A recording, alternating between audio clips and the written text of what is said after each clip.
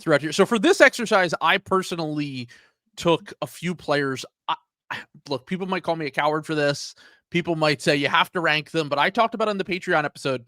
I think this is the hardest to rank the top 100 players in the NBA in the history of the NBA because of the fact that you have first off, the pace of the game nowadays leads to so many injuries. We've talked about the fact that in the past, every year we get a different team that's just completely decimated by injuries. In the Memphis Grizzlies case, multiple seasons of this in a row where they just can't even almost field a team. And I just want to talk a little bit about the guys that I left off. And it was literally just due to either injury or unavailability for this exercise. So for example, the guys that I had due to unavailability, players that certainly would have made this top 100 list if I could put my finger on how many games they were able to actually play in a given season. Like if you guaranteed me these players were going to play 50 to 60 games even, they would all be clearly on this top 100 list.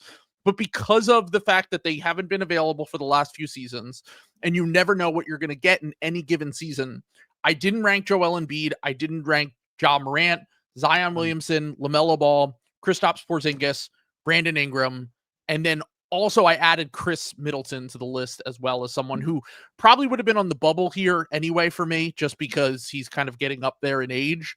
But he is someone that I did not include here. And then going into next year, I didn't rank these guys due to injury, and they're not going to play at all. Maybe we'll get Jason Tatum based on the latest reports that I'm sure has been driving Sam absolutely up a fucking wall because he thought it was going to be a tank season, a low stress season. Now we're getting the Aaron Rodgers. He might be back in December, maybe January reports because of the fact that he got the surgery done. I felt like I couldn't rank him because I don't know what he's going to look like if he does come back. And also, like, if you play half the season, even if you're a top 10 player in the NBA for half a season, I still can't put you over other players that I expect to play more than half the season that are clearly top 10 talents. Yeah. I didn't rank Halliburton or Tatum, but I did rank Zion, Ja, and Joel, and I just had them like the way I approached the exercise. In their own tier. Yeah. I approach the exercise. I'm going to get shot in the face at the end of the season if my team does not win 60 games. Mm-hmm. If I'm a general manager, trading 1 year, the upcoming year of one player for the upcoming year of another player, would I like that's how I made my decisions. You know what I'm saying? So they're like with all three of those guys, I think I had Joel like in the, I don't know, like the 70s or 80s. Yeah, no, I had him pretty high. I had him like in the 40s because I was like, you could have some of the things, and then I had he could be if we live in the world where Joel Embiid's knee somehow miraculously gets healed, then you're looking at still clearly a top 15 to 20 player in the NBA. But if we're in the world where he's not really all that available, you're probably looking at someone who's more in the 60 to 80 range. So you're basically splitting the difference. I remember I had him like around like Mikal Bridges. You know what I'm saying? Like it's like, like at that point, like, is the upside of whatever going to be that. And then Zion, I had like not too far behind because similarly, he's also, if he's healthy, he's like a top 10 player. LaMelo, who's a good player, I had significantly lower. I had him at like 70 or something like that. Sure. I forgot to rank Chris Middleton, which is very funny. But well, the thing with Middleton is like he hasn't quite been the same as he was before, and he was already not on the level of like, he's a very, very good number 2 4 years ago, but it's not like he has been consistently even at like an all-star level when healthy. He's just like a nice 4th or 5th guy to have now. And if you also factor in the availability issues, that's why he was on the bubble to me. He was a guy who was like, if you guaranteed me Chris Middleton played 25 minutes a game and played 70 games next year, 55 games next year, I probably feel pretty good about having him in this lower half of the bottom 100. But he's not someone that, like, for example, the guys you listed that are like, when healthy and available, clear all NBA / all-star talent. It's just, we don't really live in the world where they ever are that anymore. So that's why I didn't end up ranking any of them. If I were to do it, I probably would have done something similar to yours. I also didn't rank Tyrese Halliburton or Kyrie Irving or Damian Lillard or Fred VanVleet. Yeah, I didn't rank any of them either. Guys who are definitely missing the season, I did not rank. Was like my I think the only one that even has a chance to come back out of that group is Kyrie, because Kyrie tore his ACL in like February or March last year. March, I think it was. Yeah. And so there's like a slight chance he could come back, but there's no reason for the Mavericks to rush him back. So it's very funny because I remember Sam said on this exercise, he said that he has his number 100 player. And when you name the number 100 player, I actually had this player as my number 100 player at one point on this list, but I ended up remembering a few other guys and I bumped him off. But he was someone who was on my bubble, and that's Keon Ellis of the Kings. Yeah. Keon Ellis is my number 100. Do you want me to run down? I have in order my guys, like in order that they were eliminated, that were like very close. Sure. Yeah. List off your bubble. Colin Sexton was my first guy who didn't make it. I didn't have him on the bubble, but that's interesting. Zach Edey, Demon Edey, unfortunately. Yep, I had him. I just think the unavailability of him too, like the fact that like he's already injured again. He didn't play that many minutes last year, but he was on my bubble. Zachary Riche, it was very close. Jabari Smith Jr., very close. I had a Kongwu, Quentin Grimes, PJ Washington, Yves Missy, Tari. Wow. Okay, so I had every single one of those players making mine except for Yves Missy. Really? Okay. I have them on my list, so we'll get to them at some point here. So let's start with my number 100 on here, which is very funny because many people said I think I've had this vision for this podcast, which is that I'm going to read off my 100 to 95 here, and then Sam is going to stop me before I could even get to my 95th player on here. So my number 100 player, which someone I had on the bubble, I ended up putting him back in. It's a player we've talked about a lot on the podcast for, I would say, not so great reasons, but I still think when you're listing off the 100 best players in the NBA, he should probably be included here, and that's Jakob Poeltl. Number 100 for me. I did not have him on my extended list. Sorry, you go ahead. I was just going to say, I don't think Jakob's anything special. We've talked about the fact that it's the center position's deeper than it's kind of ever been in the NBA. And that's part of the reason why you could leave him off this list entirely. Because if you're ranking the starting centers, I don't even think he's in the top half. But if you think about the fact that like Jakob is someone who the thing that I struggle with him is like, he might just suck in the playoffs. We have no evidence that he's basically never played in the playoffs. In the regular season, he's at least going to provide you with like good screening, rim protection, rolling to the rim.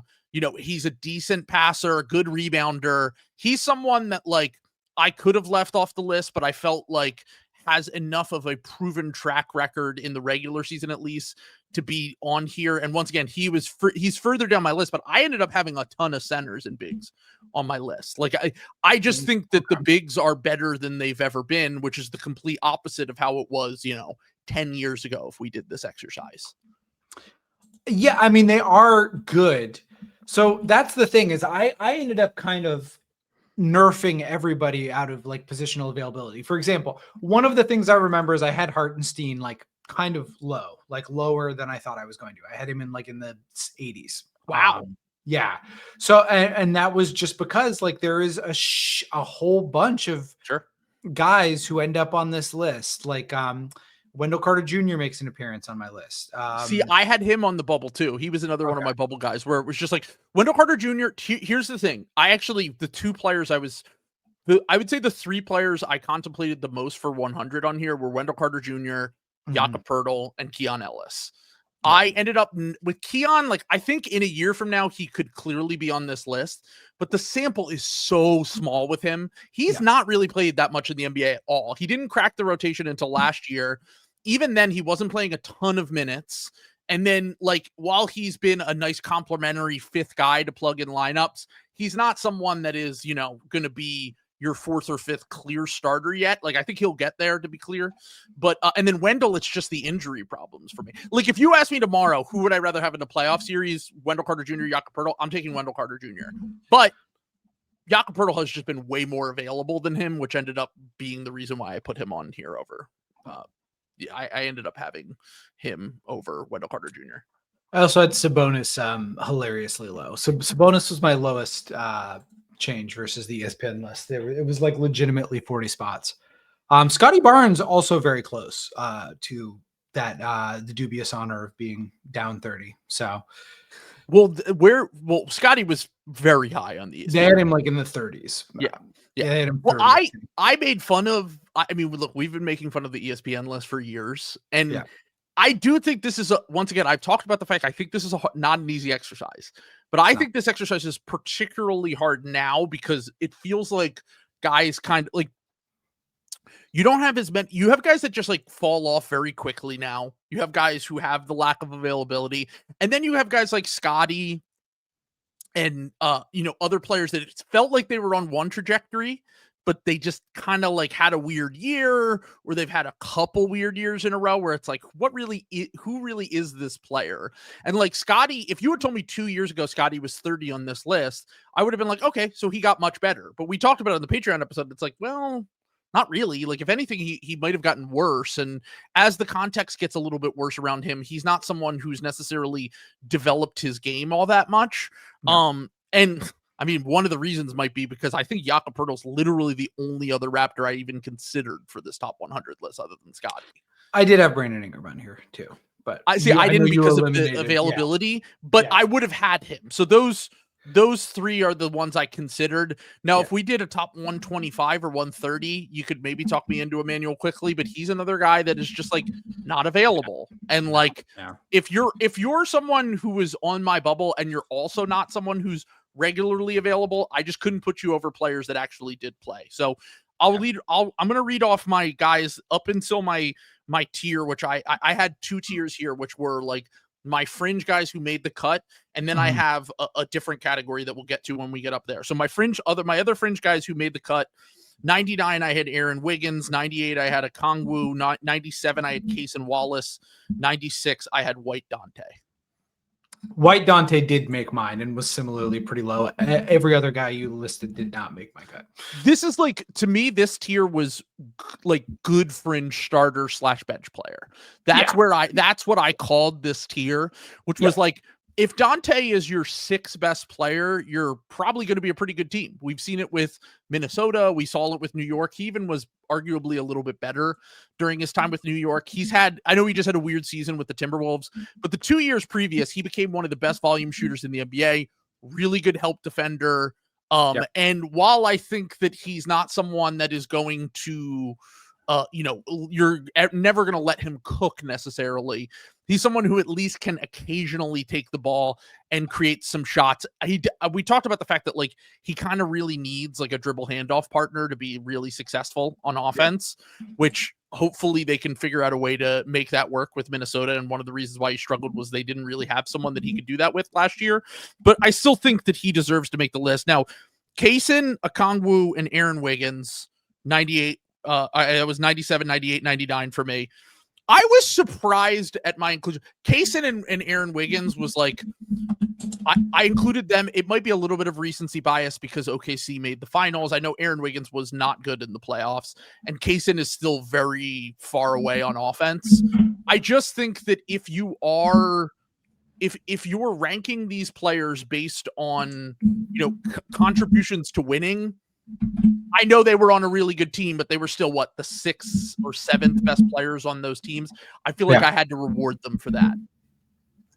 Okay. So you weighted kind of like team success a little bit for I mean, definitely, because if you consider the fact that like as we get higher, like there are certain players who are very good NBA players, but I probably have them a little bit high just because I've seen them do it in the playoffs. Like elite role players, like guys like Aaron Gordon and Derek White are probably, they're very high on my list. And I think if we've seen in the past when they were in different situations, I would have had them probably more in like the 60 to 100 range, as opposed to now that we've seen them do it. And obviously these players aren't close to that, but that's why we're down here in the 90s.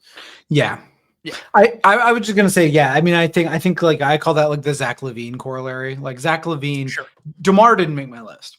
And Zach like kind of barely made it. I think I had Zach like in the 80s, low 80s somewhere or something like that. And part of that is like context. Like you're one of we talked about, you have these awesome stats, man, and it like just doesn't do anything for your team. versus like there were a lot of guys that I think like on a talent basis of like getting buckets, like guys like you mentioned Colin Sexton. Yeah. Colin Sexton, Anthony Simons, like very clearly talented NBA players. A lot of people will put Jalen Green and RJ Barrett on their list, but I'm just like, I ultimately don't think it really matters. Yeah. Like I might be going a little bit boomer here, but like you have to show me a little bit of something that contributes more to winning than just getting buckets, basically. The guys like kind of near the bottom of my list were Wendell Carter, Dante DiVincenzo. I had Asar Thompson, which I'm going to assume you probably didn't. I have Asar on my list that I had him higher. I'm giving him, once again, availability. I might have probably should have dinged him for that, to be honest. Yeah. But the thing that he had was so like, it's just he had a blood clot. Like it was like it seemed like a random health issue that isn't going to persist. Hopefully, I hope to God it doesn't. That's something that he'll be able to just move past, and a year from now, he might be able to get past this and continue to get better. Like I didn't have him nearly as high as his brother, who has proven way more in the NBA. Sure, same. But I still had him, in the lower half of my list here. We'll get to him in a little bit. So I had Nickeil Alexander-Walker, another one of my bubble guys. Michael Porter Jr., another one of my bubble guys. They both made it? They both made it, yeah. Okay. Barely. Michael Porter Jr., I think, was 99, if I'm remembering correctly. I have Nickeil Alexander-Walker at 98. And then I had Andrew Wiggins, not Aaron Wiggins. I have Wiggins. All of those guys on my list. So. Okay. Well, and then I'll let you keep cooking because this is just like a loose group of mine, and we'll see what ends up here. Yeah. Okay, so I have my next tier, which is wing/forwards. Did you bill it? Did you do the bill? I didn't. No. I actually put this together, and then I did this. Like I actually moved my list around because I realized that I didn't do the bill thing. I did the ESPN thing, which is like, oh shit, I forgot this guy. Yeah. You know how like they'll always every year it's like, why are Josh Giddey, Kobe White, and Nikola Vucevic all in the same area? Like, because they clearly like pulled over the Bulls roster and we got to fit these guys in somewhere. Yeah. Okay, so I had wing/forwards here, but this was not a tier. This was actually just kind of happenstance that I ended up putting them in this grouping.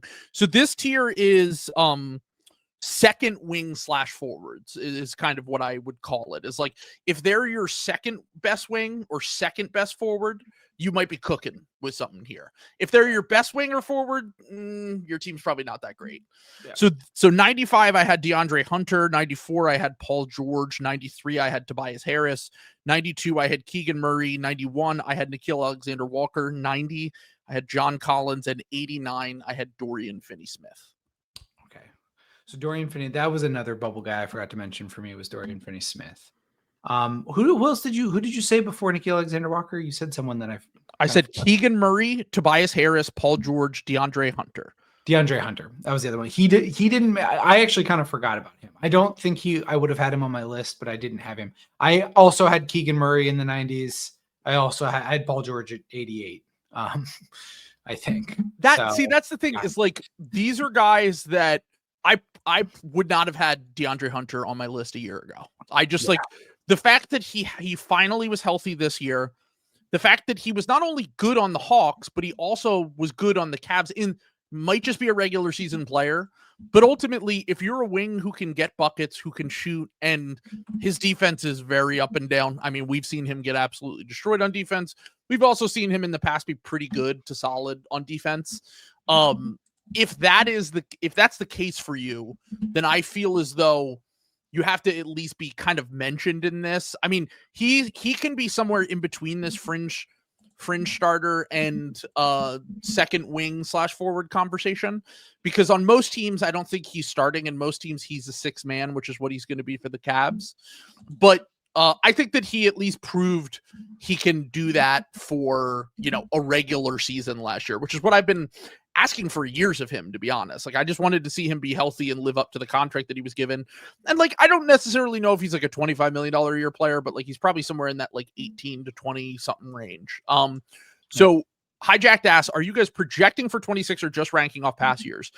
I I am definitely weighting past performance more than I am projecting, I would say. But there are certain players that I probably put a little bit higher because I'm just building in progression from them. No one I've named so far is someone I imagine taking a really big leap, either because they're older or because they're just role players. Like they're not players that are like Cason Wallace might get to the point where he's like a really good fourth guy to have.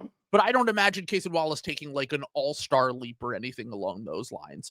So that I had him on here just because he's like a solid fringe starter right now. My way I looked at the exercise is I pretended I was, as I was said, I pretended I'm gonna get killed if my team does bad, and I've been made the GM of a team, and I'm purely ranking on what I think they will contribute to the upcoming season. So that was how I decided to do it, on like a 1-year contract where like nobody is getting like extra points for being young. It's just, are they going to be better this upcoming year? So anyway. I'm going to go through my next tier, which is not defined by anything necessarily. I'm just going based on, it's kind of a combo of past performance and just younger players that I expect to get a little bit better at least, or at least be solid in their role. So 88, I had Jaylen Brown. Okay. 87, I had Walker Kessler. 86, I had Drew Holiday.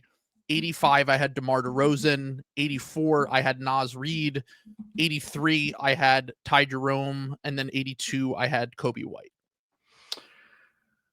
Yeah, I had Kobe White in this. I did not have Walker Kessler on my list. I think he's kind of made up. I think he's kind of fake. I think he's a fake guy. But well, the Jazz might agree with you because they didn't extend him. I don't know if you saw the thing. They said that they're not extending him, even though we're 2 weeks away from the deadline, 3 weeks away from the deadline. And they basically just flat out said, like, you want too much money and we want to keep the option of trading you open, I guess, because he's generated trade interest in the league, but he's someone who is like, clearly they're asking way too much for, and teams aren't going to value this kind of player that much because we talked about the fact that there's just so many good centers right now. Yeah. You know, like there's too many good centers in the NBA for someone to give up multiple first round picks for Walker Kessler. And we're in the 80s right now. Like my thing with Walker Kessler is like, I thought originally I was a big proponent of he got super overrated as a rookie. I thought he was fine as a prospect. I literally remember on the draft night stream saying like, if everything worked perfectly for him, he could be like a Brook Lopez type. The shot has not come around for him. He doesn't even attempt threes really. But from a perspective of he's one of the best rebounders in the NBA, one of the best offensive rebounders in the NBA, 4.6 offensive rebounds per game last year. That's crazy just in terms of creating extra possessions. One of the best rim protectors in the NBA. He at least gives you value on each side of the court and is someone who's still 23, I believe he is. Yeah, he's 23, 24. He's someone who's just going to give you solid center play for 25 minutes a game, at least in the regular season. So yeah, that's why I had him on there. I think that's solid. I think that's all. You didn't have DeMar at all on your list, right? I did not have DeMar at all. Where did you have Drew on your list? Higher than this. I think his death has been overstated a little bit. I had him. Drew is he's just kind of really old. Like I just think that like, and Will has pointed this out a lot to me, which I actually think is a great observation, which is that when the cliff comes for defensive guards, it's like so sharp. Like, sure. Yeah. Because a lot of them are relying on athleticism. And while Drew was never like a crazy athlete, he always moved really well and he could stay in front of guys. Like that was like his main appeal. And he hasn't really done that the last few years. And then on top of that, like his offense is just like, he's kind of just like honestly, he's kind of like a probably better, but like he's basically Cason Wallace right now. Sure. No, here's the thing. He's so strong, dude. Like even with the decline of some of that stuff, the positional versatility is still there. The quickness is not, and he like definitely took a step back, but I mean like he's still a really fucking smart player who's very strong, knows where to be and knows how to play the game and is like not like a zero on offense, especially in the like in this type of thing. I think he's still a good starter. Like I had him at 69. It is kind of this version of the list I'm putting together on the fly, where I'm kind of sorting everyone as I go.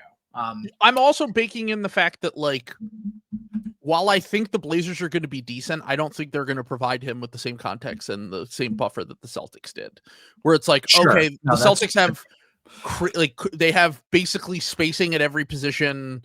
They have defensive infrastructure around him so that, hey, Drew might not be great at taking on this guy. The one thing that they will at least have is that I've said this before, like the Blazers defense is going to be awesome next year.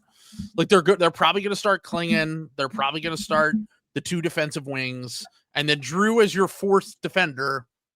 That's still really good. Like he at least will have that for sure.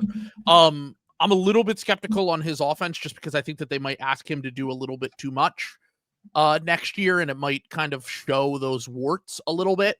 And I'm also baking in the fact that, like, he's 35 now? Like, yeah, he's 35 and he'll turn 36 at the end of next year, I think, like after the season. So, like, once again, the cliff might come for Drew Holiday pretty quickly. Like, I think that he might have 1 good year left in him.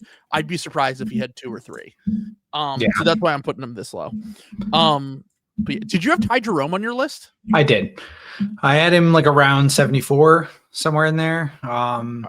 Again, I'm still trying to kind of piecing this together. Let's let you get through. Where did you get up to? 80? I got up to 83. That was my last one that I listed. Let's get up to 75, and then I'll like match you on where we're at. All right. Yeah.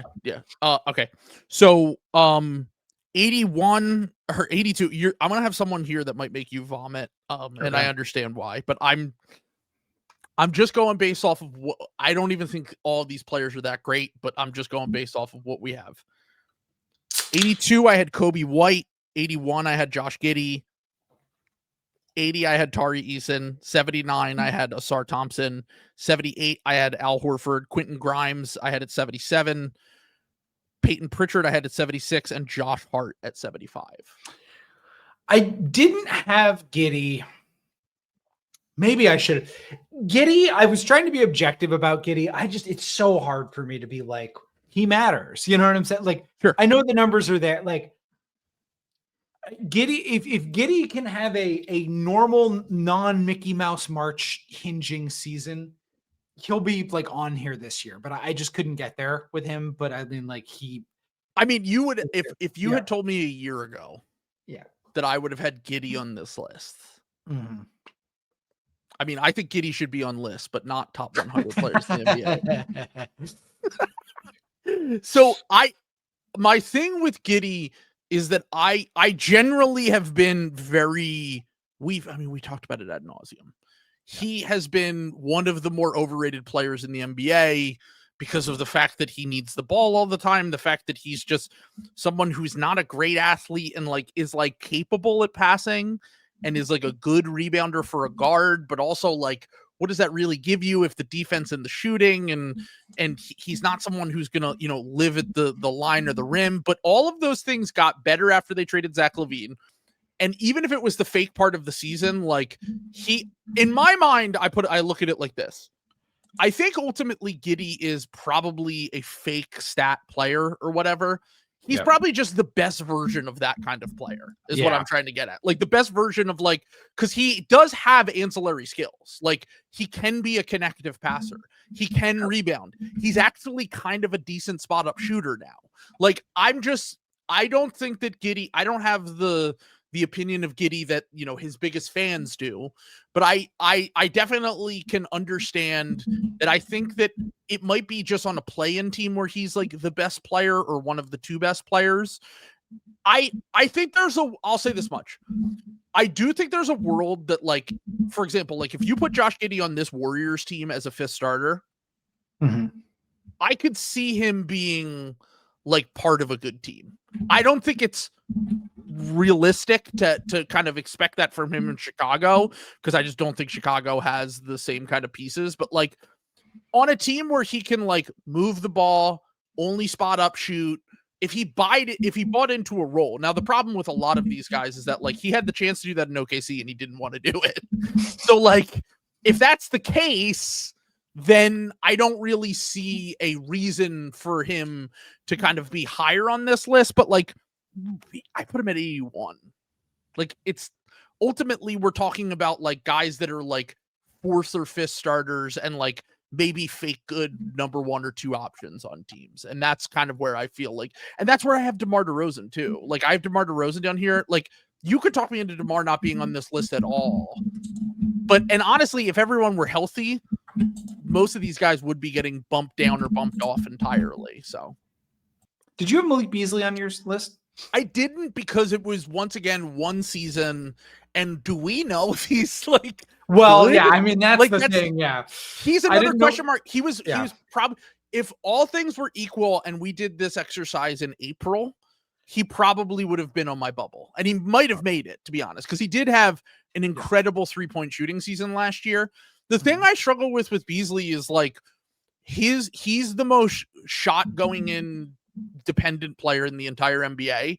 And he is not like a consistent, like he's not like a Desmond Bane or a Duncan Robinson, or like, he's not one of those guys where it's like, you're guaranteed to make 38 to 40% of your threes every year, basically, is what I'm trying to get at. Like, Beasley has seasons where he just shoots like 35 or 36% from 3. And now it's still good value because you have to respect him as a shooter. He puts up a ton of threes, but like, if we did this exercise a year ago, would you have ever considered Malik Beasley? Probably not. I feel like there's no way. He signed a $5 million contract last year, and he was on a vet min the year before.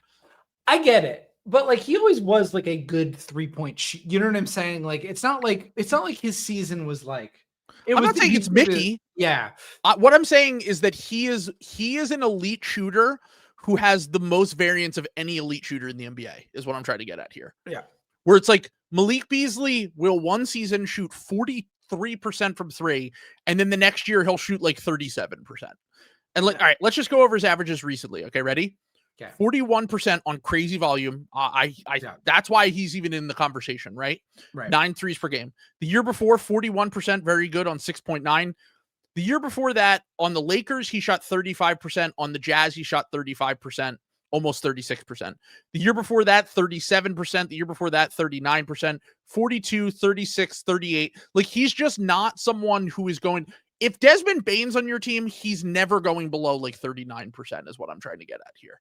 And that, to me, that's what differentiates between like the elite shooters that provide crazy value and someone who's just like pretty good and like should be respected, but he's really just a shooter that isn't the most consistent in the world. Like even Buddy Hield is more consistent than him, I think, and can do a little bit more. I get the consistency thing, but he also has like more like off the like bounce juice movement than like Duncan Robinson and some of these other guys, though. You know what I'm saying? In theory, yes. In actuality, I don't agree, because I actually think that here's the thing with Duncan Robinson, we're going to see that this year. He might not be as good as he was in Miami. I'm not saying that. Yeah. What I'm saying is that like, I can run a dribble handoff for Duncan Robinson, and I expect him to be able to have a functional 2-man game with whoever he's doing it with.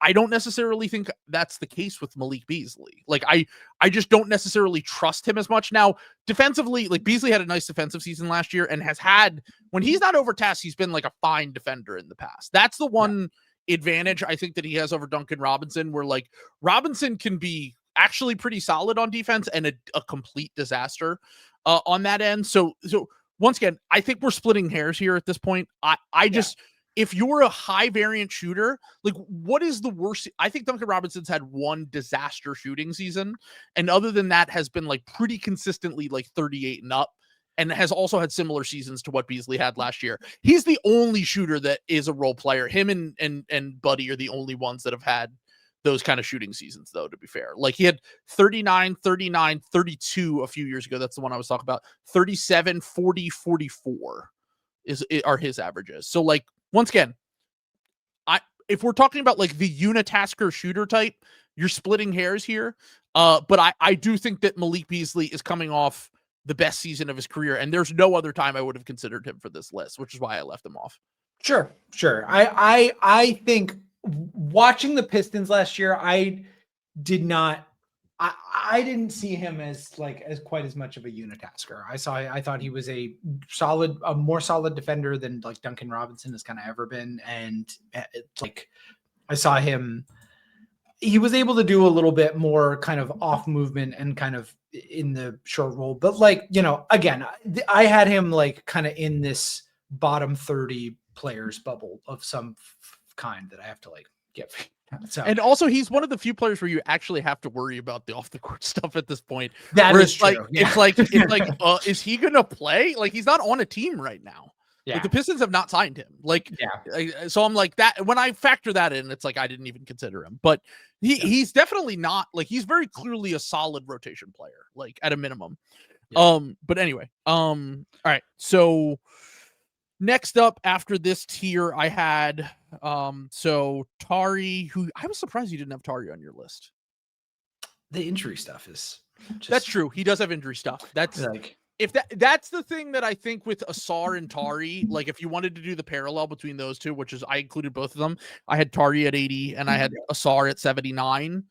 The reason why I included Asar, I had Asar a little bit higher was because I think that might have just been a freak blood clot thing, and like he might just be fine. Tari, it is not. That's not the case. Like he's had pretty consistent ankle and whatever issues, but my thing with Tari is like really good. I mean, we've talked about the defense is awesome. Yeah, I definitely don't trust the decision making on offense, but like, can you scale him down to just be like, get offensive rebounds, cause chaos on defense, and make your open shots occasionally. And then, we might have a stretch where like someone's injured and you can scale up a little bit. Like we can run some plays for you, but we're not really trusting you because we don't want you to, really make decisions with the ball. We've seen that be kind of a disaster in the past. But the thing I've always liked about Tari is the fact that he just causes so much chaos. He creates extra possessions and he's not a horrible shooter. Like for a wing, he's a fine shooter. In the playoffs, I could see it come crashing down for him, to be honest with you.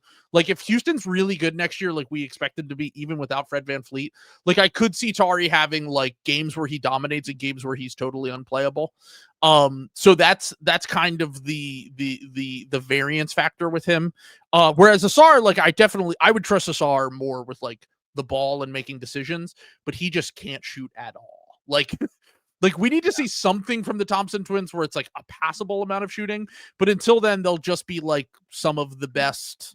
I mean, especially Asar will be one of the best, like energy defensive guys who rebounds and, is someone who just kind of causes chaos for the Pistons in the meantime. And then maybe has more long-term upside than someone like Tari. All right. My next tier up, I had, I already talked about, I had Horford on my list. Did you have Horford still? No, I did not have Horford on my list. You didn't have Horford. Okay. So I had Horford at 78. Maybe he's just he's going to fall all the way off the cliff this year, but I could see him having a little bit of I don't want to say resurgence because he's still been good the last few years, especially when you guys won the championship. Like he was really good that year, but like, could you not see like us in like January being like, oh, of course, Horford is like a perfect fit with the Warriors. Sorry, no way. I found it. Let's go. I got it. 47 minutes in. All right, let's 47 minutes in. Okay. All right, let's catch up. Let's play some catch up here. All right, play some catch up. Okay. So don't care about the ESPN list element of it. Just I'm not touching any of that shit. Do your 100 to 75. Okay, so 175, 100 Keon Ellis, 99 Asar Thompson, 98 Gershon Yabusele, 97 Nickeil Alexander-Walker, 96 Paul George, 95 Michael Porter Jr., 94 Jalen Duren, 93 Norm Powell, 92 Brandon Ingram, 91 White Dante, 90 Andrew Wiggins, 89 Keegan Murray, 88 Wendell Carter, 87 Malik Monk, 86 Kobe White, 85 Matas Buzelis, 84 Jaden McDaniels, 83 Ty Jerome, 82 Lou Dort, 81 Malik Beasley, 80 Jalen Wells. I contemplated Jalen Wells. I had him. Yeah. I had him on my bubble. And then the more I went through it, the more I was just like, the injury thing seemed like a kind of a fluke thing with him anyway. He played at Summer League. And honestly, if he balled out at Summer League, I would have absolutely included him. I just don't think there's really more upside to him. Like, I think that he's going to be like a good fifth starter and he will definitely be a very long-term rotation player. I just feel like if you're at your second year of summer league, and especially because he wasn't like a one and done in college, you really need to ball out for me to think that you have long-term upside. Yeah, And he was coming Jaime off an Hawkins injury. thing. Yeah. Yeah. I Right. get that. He's young. He's younger than Jaime was too. He's actually kind of like, I think he was like 20 on draft night. So I think he's like 21 or 22 right now. I think he has like a little bit more upside than like Jaime Hawkins, but I understand what you're saying. I just, again, the way I approached the exercise was who is going to be good this next coming season, you know, like, and in that case, I think Jaylen Wells, because you have to differentiate it somewhere when you're ranking these guys. Sure. I think Jaylen Wells has a chance of being like the 80th best NBA player in this upcoming season. So, okay. So question for you. Yeah. I am floored that you had Gershon Yabusele over Asar Thompson. Yeah. He's like I thought he was. I mean, really I thought he was really good last year. Like you, the way you talk about Asar, it was like, I'm going to have Asar 30 spots lower than Sam.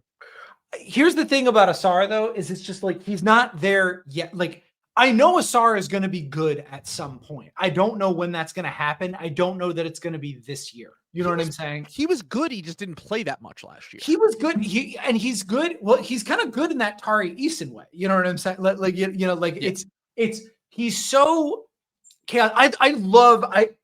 Maybe I like counterweighted too much because I love Asar, dude. But I was trying to be as objective as possible. I'm telling you, as someone who watched Yabu a lot, I think Asar's way better than him. And I'm telling you, like, Yabu was a solid bench player and like will be a solid bench player for the Knicks. Mm-hmm. I just think that, like, I think to me, Yabu is more of a fun story and a fun, like, I'm glad to see him get his career back on track. Whereas, like, if you told me we did the same exercise a year from now and Asar was in the top 50, I wouldn't be. I'd be surprised, but I wouldn't be floored. I agree. No, I agree. And here's the thing, maybe with Yabu, I watched too many streams with you where like he was like the third best player on the court and like when he gets hot, he is like a legit asset to a team. And I think that he will be good for the Knicks because he's going to be in the right spot for him. Yeah. Like he's going to be on a team where he doesn't have to do too much on defense. He doesn't have to rebound that much. Some of the things that have been a little bit of his weakness, he can basically just like finish plays, make open shots, make connective passes, and give you 20 to 25 solid minutes a night. I think Asar has like true game wrecking potential if he can get right. I'll say this. If I were taking Yabu off, if you were going to scratch that, I think my next guy would have been Riche. Yeah, I mean, you could talk me into Riche. Like I really stared hard at Riche.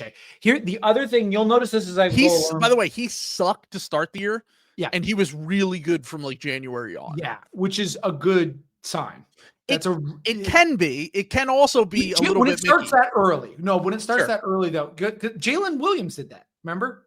J-Dub, I mean, a lot of guys. I mean, Anthony Edwards, fucking like you. I mean, obviously different kinds of players, but like you see this with guys where they kind of figure it out halfway through their rookie year and they never look back. But you also have the Jalen Greens, the RJ Barretts. Like you have guys who like seemingly turn a corner, but a lot of it just turned out to be like either small sample shit or just like they were really giving a fuck when guys were kind of just like half-assing it down the stretch of the season, as we've talked about before. So there's really no one way that goes. Like it can go a number of different directions. With Riche though, like he's in the perfect spot for him. Like he probably benefits from the role he's in more than any other player that we're going to name on this list. Like he got put onto a team that's just like perfect for him. I get that he has a simplified role. Am I crazy for thinking that he could like develop other parts of his game as he goes along though? Like, I don't think you're crazy. Like, I mean, once again, wings suck early in their career. To me, I would say it's sort of reminiscent of Keegan Murray a little bit. Now, Keegan wasn't in the NBA until he was like 21 or 22. So that's a difference. But like, it's sort of reminiscent where it's like, it feels right now, at least to me, it feels like really good fourth or fifth guy to have.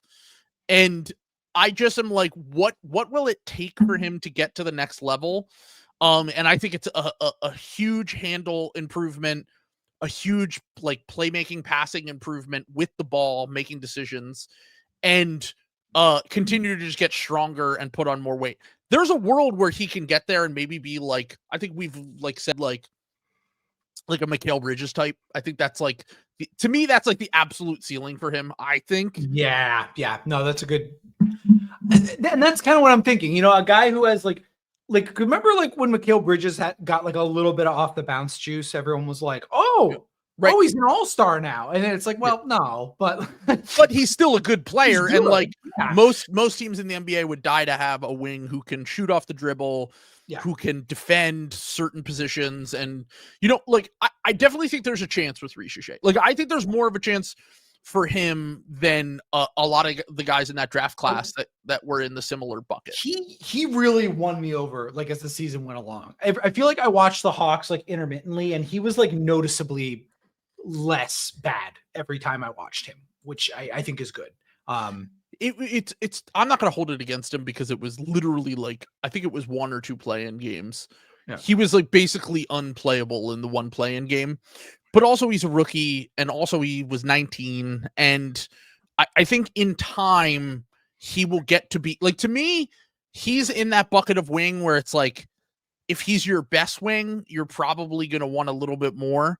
If he's your second best wing, you might be cooking with gas. Like he might be Keegan Murray, Mikal Bridges, like somewhere in that realm of player. Now, maybe I'm underselling the upside. I think he was decent for the French national team at Eurobasket, but he also was in the role that I think that he'll be in the NBA, which is like, they weren't trusting him to do a ton, like, because he's still really young. I think he could be like a very good fourth player on like an elite team. Sure. Like, I think that's like kind of where he's at. Did you want you wanted me to go to 75, right? Yeah. Stopped at 80. So I had Jared McCain 79, which we talked about. Hartenstein 78, Santi Aldama 77, Tyler Hero 76, and Tumani Kumara 75. I can't believe that when we read down on the Patreon episode, we read through the ESPN list, and there were so many guys that you were like, they should be higher. And I was like, I think this is about the range. Tumani Kumara specifically, and I think you ended up having him lower than ESPN. No, ESPN had him 78. I had him 75. I had him 3 spots higher. So you proved it perfectly right. I don't have a problem with any of the players you listed. I had all of them on my list, so we'll get up to them. So I had Josh Hart 75, just to remind everyone. I'll run through my 100 through 75 right now, just to give a refresher.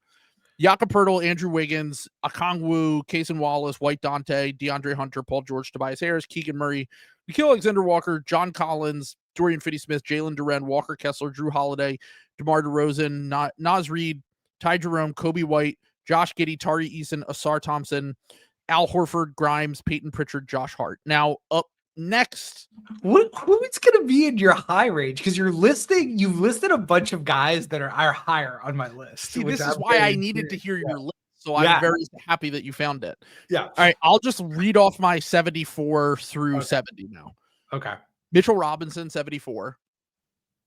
Okay. Once again, I had him 68. Once again, if we did this exercise a year ago, coming off the injury, I know he was good. I would have been way down on him. I wouldn't have even had him on my top 100. Yeah.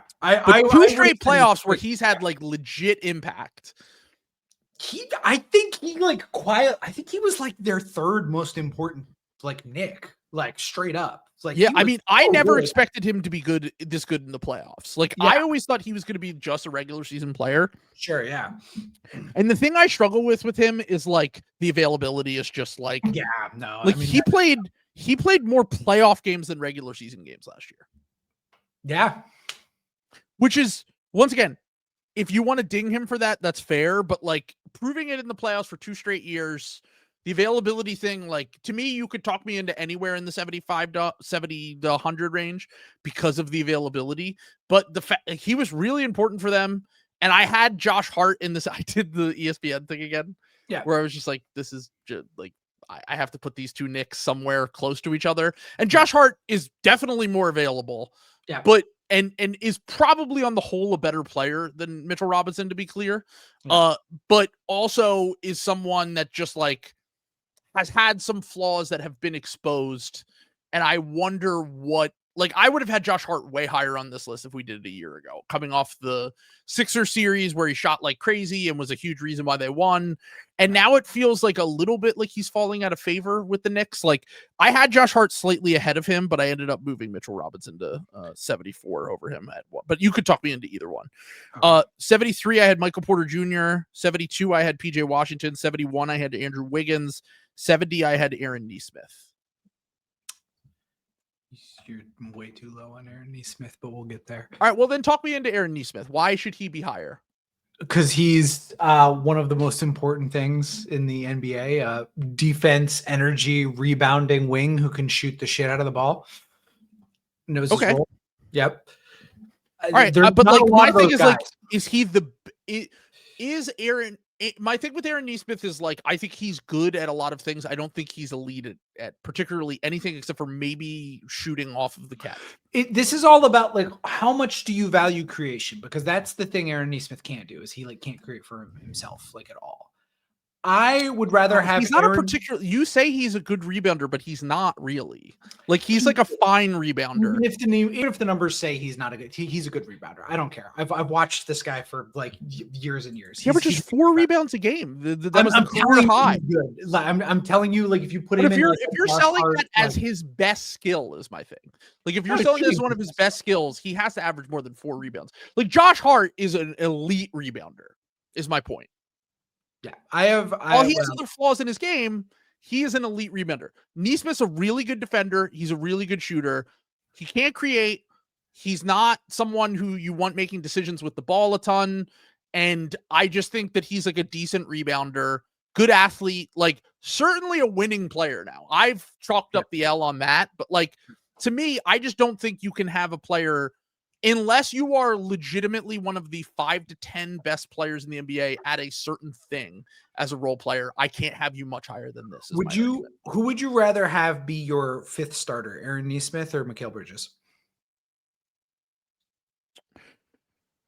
I'd probably go Aaron Nesmith, but I'd also say that like there are more teams that could use Mikal Bridges as a 3rd or 4th best player. And that's the weight here is like, Mikal, while he has had, once again, has certainly had we've probably seen the peak of Mikal Bridges. Yeah. He had moments in the playoffs where he was like absolutely instrumental to the success of the Knicks. That was the thing, because I had those two guys very close to each other on my list.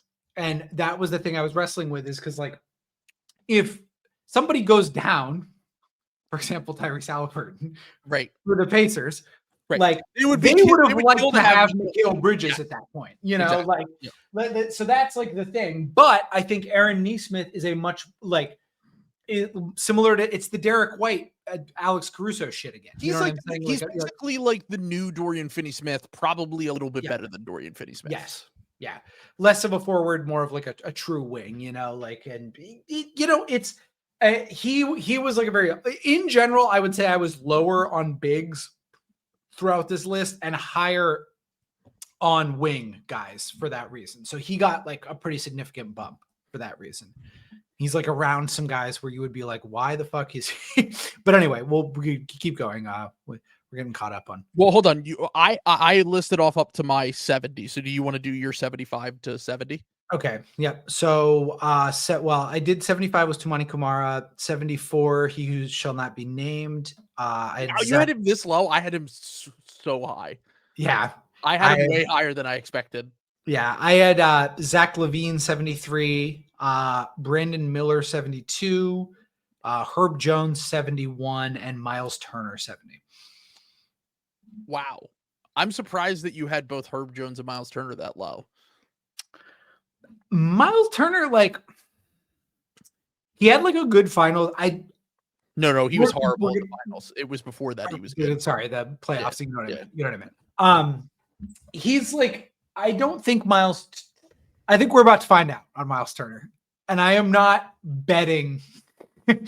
I'm not betting on Miles Turner. Maybe he owns me, but I think we might be about to find out that he was a little bit of a system merchant. Here's the thing with Miles Turner. Yeah. I think he's way better on offense than I ever thought. And I think he's not quite as good on defense as we thought at one point. Yeah. because of the fact that the rebounding is just a real problem for him at that position. Now, the good news is that he's going to be playing on a team that has like guys that probably can cover up with that. He will be playing with Giannis. And the defense comes and goes. Like some games in the playoffs, he was awesome on defense. Other games, he got a little bit exposed. But the thing with Miles Turner is like, I put him higher on my list ultimately because we talk about the archetype all the time. It's kind of nauseating at this point. There are so few guys that like you can trust outside of the paint that also can do a little bit on defense, protect the rim, do that kind of like not be a complete sieve on that end. And when he in the past he's been great, and I'm interested to see what he looks like next to Giannis defensively next year is all I'll say. And then on top of that, like he is someone that like is not a complete zero. You're not gonna ask him to play make or run plays for you, but like the pick and pop game with him, like he can get downhill. Like he's a really good athlete. He was deadly from the mid range at times. Like he's a 3-level scorer. Like that's the thing I will give Miles Turner is that I think that he's kind of been boxed into the stretch big category, whereas he's actually very up and down as a 3-point shooter. And he always has been throughout his career. And that really showed in the playoffs. But like he is someone that like that little pick and pop from like the elbow area. Now I certainly think that he benefited playing in this like high pace spacing team with the Pacers with Halliburton. I just think that ultimately he's like one of the guys that has a very rare skill set, and I'll put him a little bit higher, even if the rebounding leaves a ton to be desired. That's like his main weakness for me as a big. I just think that hopefully playing next to Giannis, it won't matter quite as much if he were on other teams, just like it was really good with Siakam last year. So, all right. We'll get to Siakam. We'll get to Siakam. And I have him pretty high. He was floored. Siakam. I have Siakam very high as well. Like he's just kind of, and we'll get to him, but like he's kind of just been consistently. I was like shocked how high I had. That was like the biggest one I had. Like at the thing, I was like, "Really? I'm gonna put Siakam here." And I like looked around, and everybody else fans are gonna love that. Now that I'm like, "Yeah, I'm gonna put Siakam here." Well, they're already killing me for where I put Scotty. So yeah, I can't believe you had him that low too. That's wild. All right, so did I have him that low? No, I didn't have him that low. I had him 59. Never mind. Oh, no. It was Scotty wasn't the one that you had. I think he's the only Raptor you included on the whole list. And Brandon Ingram. I had Brandon Ingram. Oh, yeah. You had him in the 90s. Yeah. Sure. So. Okay. So I ended with Aaron Nesmith, right? Yeah, I think so. Is that 70 for you? Yes. 71? Okay. So I'll do 69 nice through 65. Yeah. 69, I had Jaden McDaniels. 68, I had Lou Dort. 67, I had Santi Aldama. 66, I had Norm Powell. 65, I had Christian Brown. That's so funny.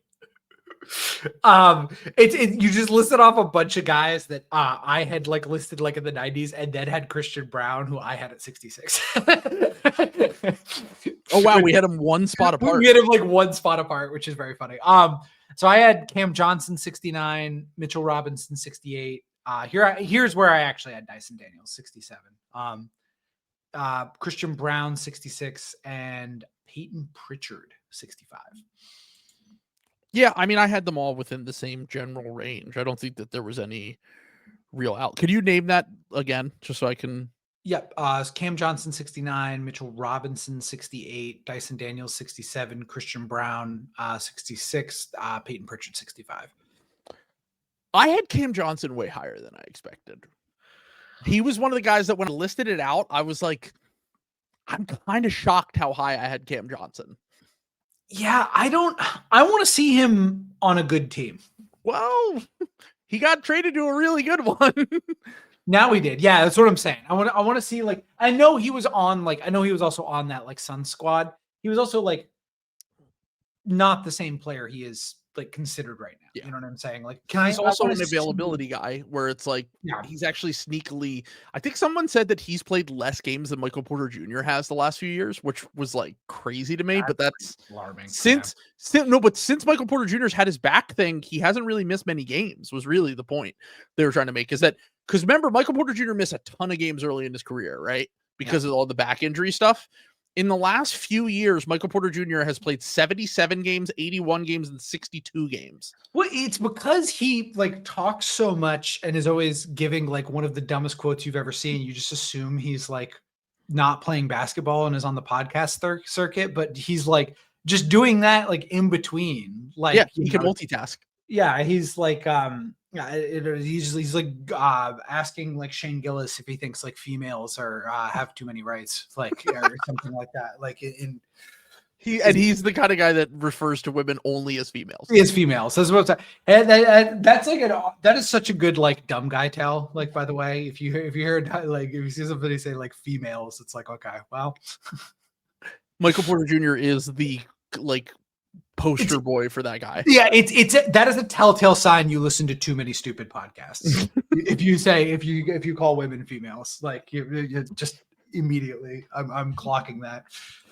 All right, so I cut off at Christian Brown. Yeah, I mean, I think that's about right for him. He's a really, really good like fourth player to have at this point. Yep. Yeah, I think we had him basically in the same range. Next tier up, I did the same thing again here with this tier. It's once again, I don't have tiers. This is just I noticed after I did it that I realized I was like, oh, I'm just putting all these players together because they're similar. Right. So the next guys up I had were 64. I had Dyson Daniels. 63. I had Jalen Suggs. 62. I had Tumani Kamara. 61. I had Herb Jones. Okay. I had Naz Reid, Domantas Sabonis, Rudy Gobert, and Andrew Nembhard. 64. How did you have Nembhard? I cannot follow you with anything. You talked about Andrew Nembhard like he's literally better than prime Drew Holiday for he's 61. That's really good. That's really. I had him higher than you. I think I don't know that you know ball, I guess, because you also think he's really good. So you gaslit me into a few guys where I was just like, you know what? There's no way Sam's gonna, because someone in the Discord literally said earlier, I can't wait until Sam has Andrew Nembhard top 30. But I think this is about the range he should be in. Yeah, 61. I had him 20 spots higher than ESPN. ESPN had him at 81. I had him at 61. So, all right. So I got, those were like, that category was very clearly Dyson Daniels, Jalen Suggs, Tumani Kamara, Herb Jones. Very clearly just like defensive first guys. Yeah, I'm like fascinated to see like what your like 30 to like 40 tier is like, or you're like, because like you keep listing guys that like I've had lower, and I'm like, who did we like not mention yet? Like, and I want to find out now. So I have up next. This is a guy that now that I look at it, I might have put him a little bit too high, but fuck it, we ball. Yeah. Just do 60 to 50. Let's do him in 10s. Right, 60 to 50. I had Brandon Miller. Okay. 59. I had Andrew Nembhard. Okay. 58. I had Derek Lively. 57. I had Cooper Flagg. 56. I had Zach LaVine. 55. I had Trey Murphy. 54. I had Rudy Gobert. 53. I had Austin Reeves. 52, I had Tyler Hero. 51, I had Jared Allen. 50, I had Isaiah Hartenstein. This is so funny. It's so funny, like how close we are on some of them, and then other ones were like 30 spaces apart. So I had Derek Lively 60. Okay.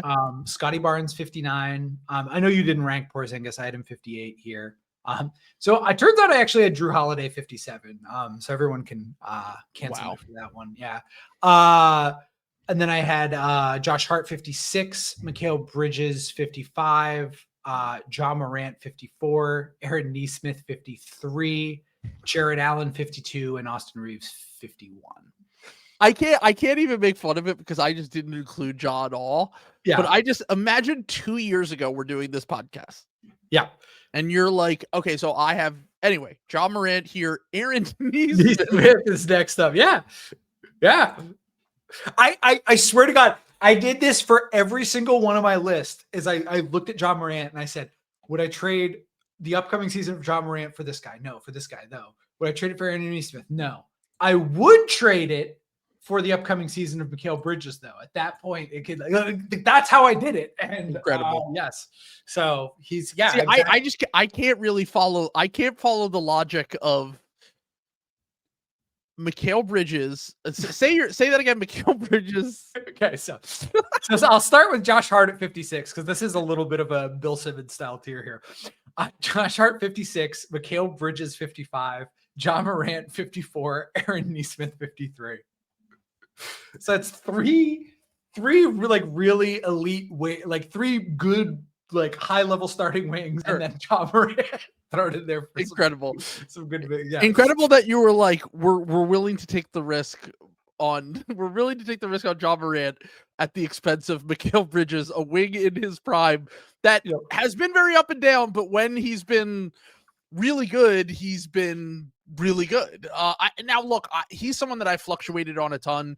I might end up having him a little bit too high on my list here, but the one thing I was waiting for him is like, can you prove it in the playoffs? And I felt like at times he was absolutely essential to that Knicks team. Like, whether like they couldn't get a bucket and he could just get a mid-range bucket, or defensively when they needed a stop, like his defense was like so good in that Celtics series that like he won a lot of my respect for all the question marks I've ever had about him.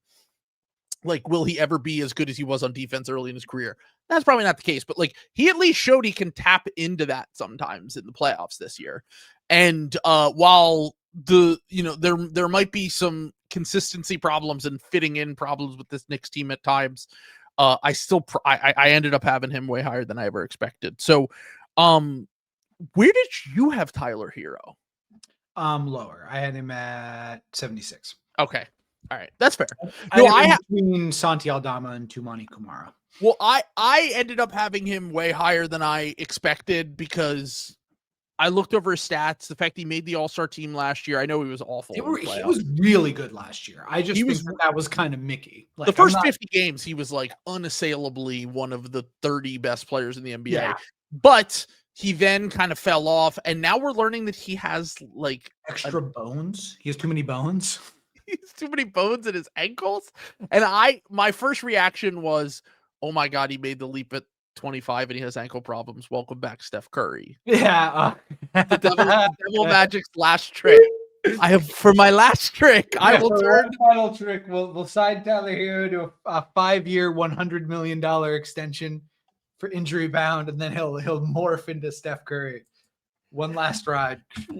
And then we're gonna sign Zion, and he's gonna immediately get healthy. Skinny Zion next offseason. We can clear cap space.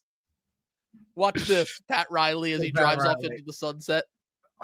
Explosion. He's kind of this is very did you watch One Battle After Another?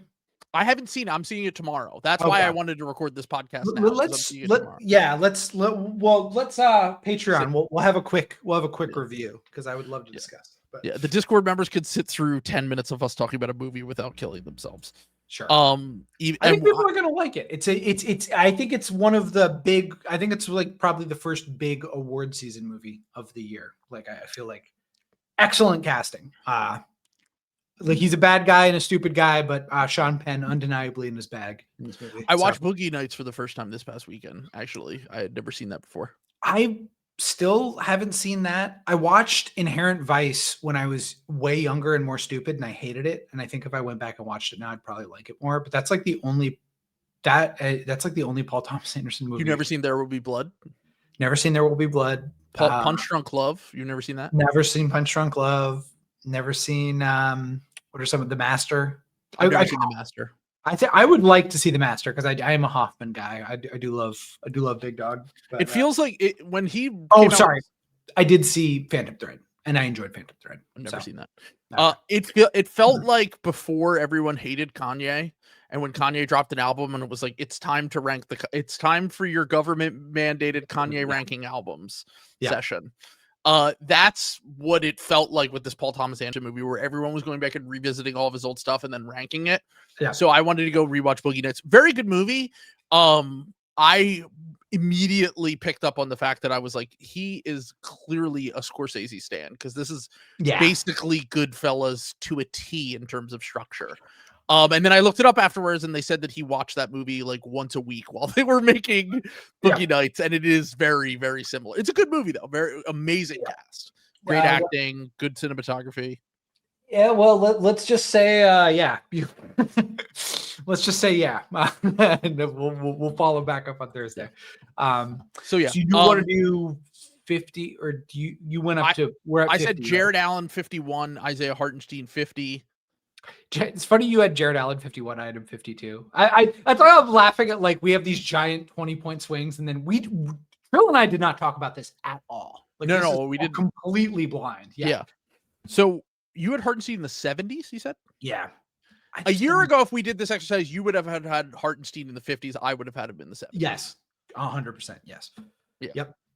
I just feel like I feel like he's one of those guys where, like, it's not certainly not the most consistent, for sure. Like, especially at times in the past, we've seen it where he can get targeted a little bit, but, like, I don't know, he's really, really good in the regular season.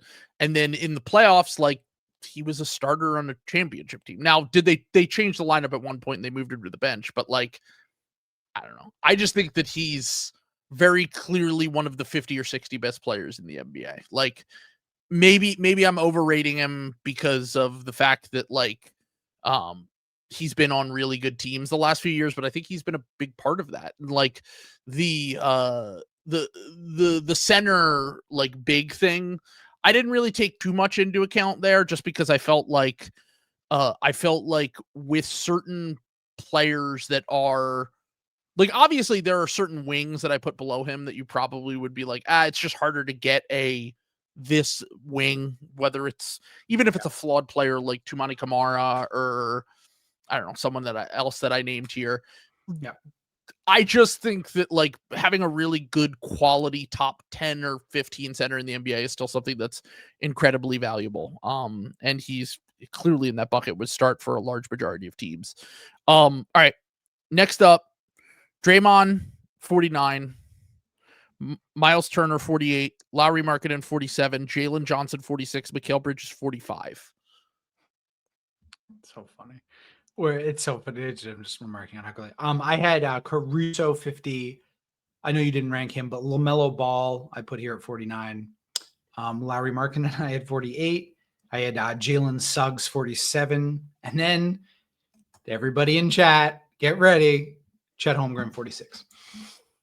46. I knew everyone was waiting to see where the Chet, after I got mad at work and spent 4 hours in the Discord arguing with everyone about Chet.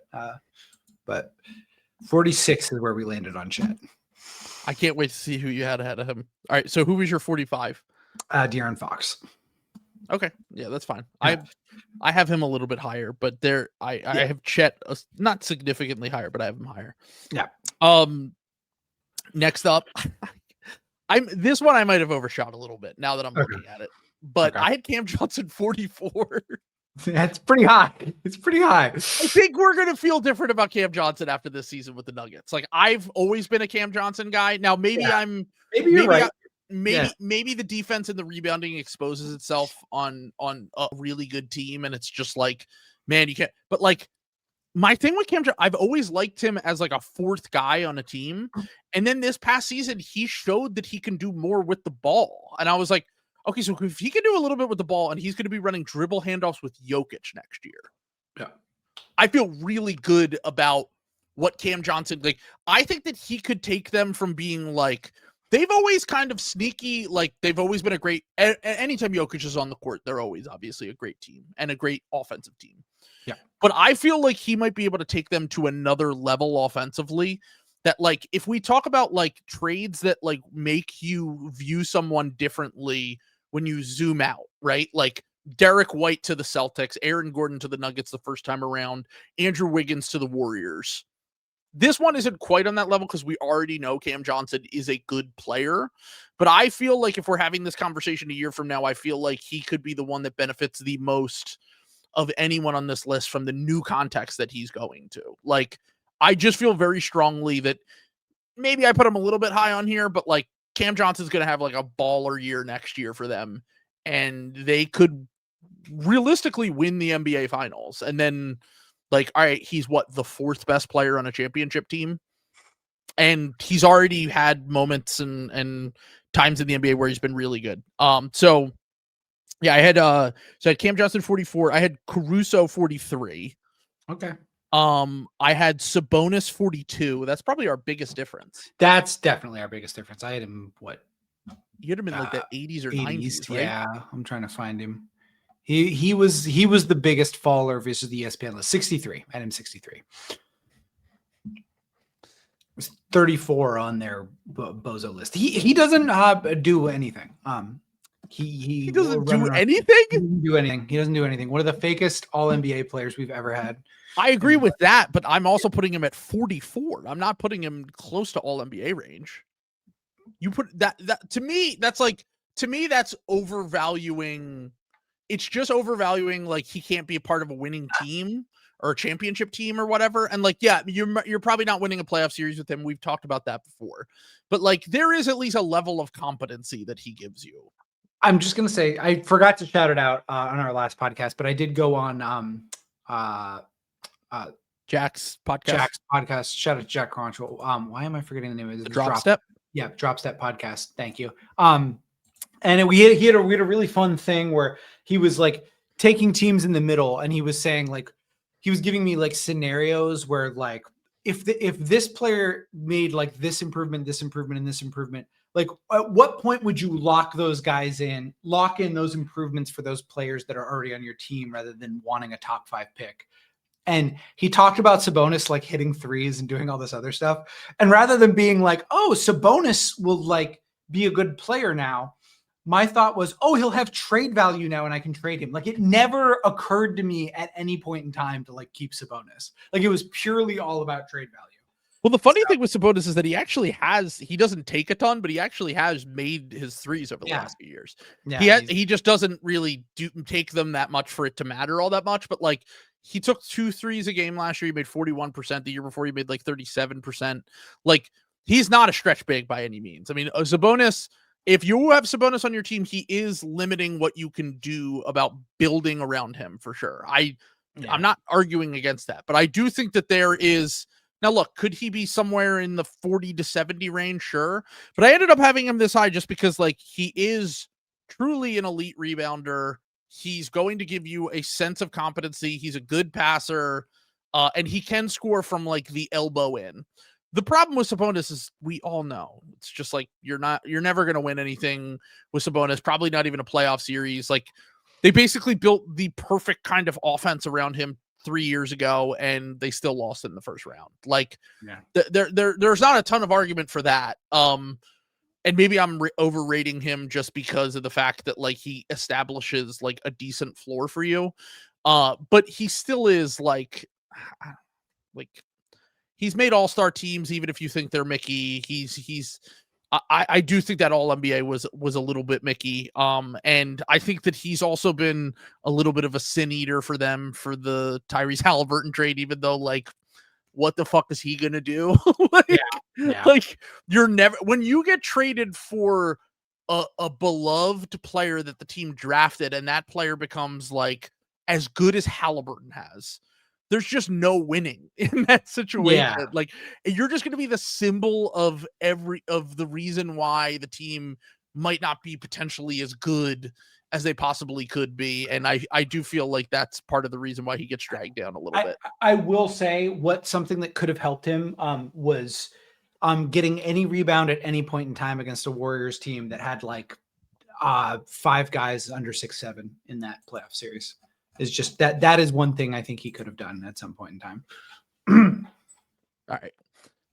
Worst playoff series I've ever seen in my entire life from a single player, by the way. So anyway, we're gonna talk about the next group we have up, which is hold on, where were you at? Who have you read off? I think I said De'Aaron Fox at 45 was the last one I did. Yeah, so read off your next few.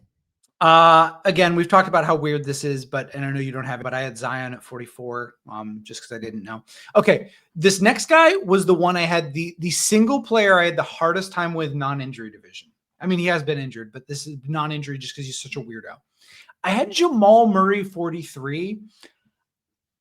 I think if somebody wants to kill me for that, that's fine. I didn't know what to do with Jamal Murray. Like, I have no idea what to do with Jamal Murray. Like, yep. No, I agree. He's someone that I really struggled with. I don't know. I still don't know how good he is. Like, how long has he been in the league? Like 8 years, 9 years, 10 years. It's got to be 10 Almost. years. He's Brown going into year 10. Yeah. I still don't know how good he is, like at all. He's an NBA champion, second best player on a championship team. Maybe third if you want to say Aaron Gordon was like. No, he was second during that run. Not even close. Like, he was very clearly the second best player on that team when they were. I just like don't know. Like, he can't really defend. Like, I don't like. He's like bad in the regular season and like good. He's not bad in the regular season. He was not good this past year. The year before. The one thing that I will say is that the year coming off of the championship year, he was really good in the regular season until he got injured. And honestly, if he were in the East, he would have clearly made the All-Star team. Sure. The fact that he's in the West is he'll probably just never make an All-Star team. And now it's getting to the point where it's like, is he actually declining or was he just struggling with some injuries for a year and a half?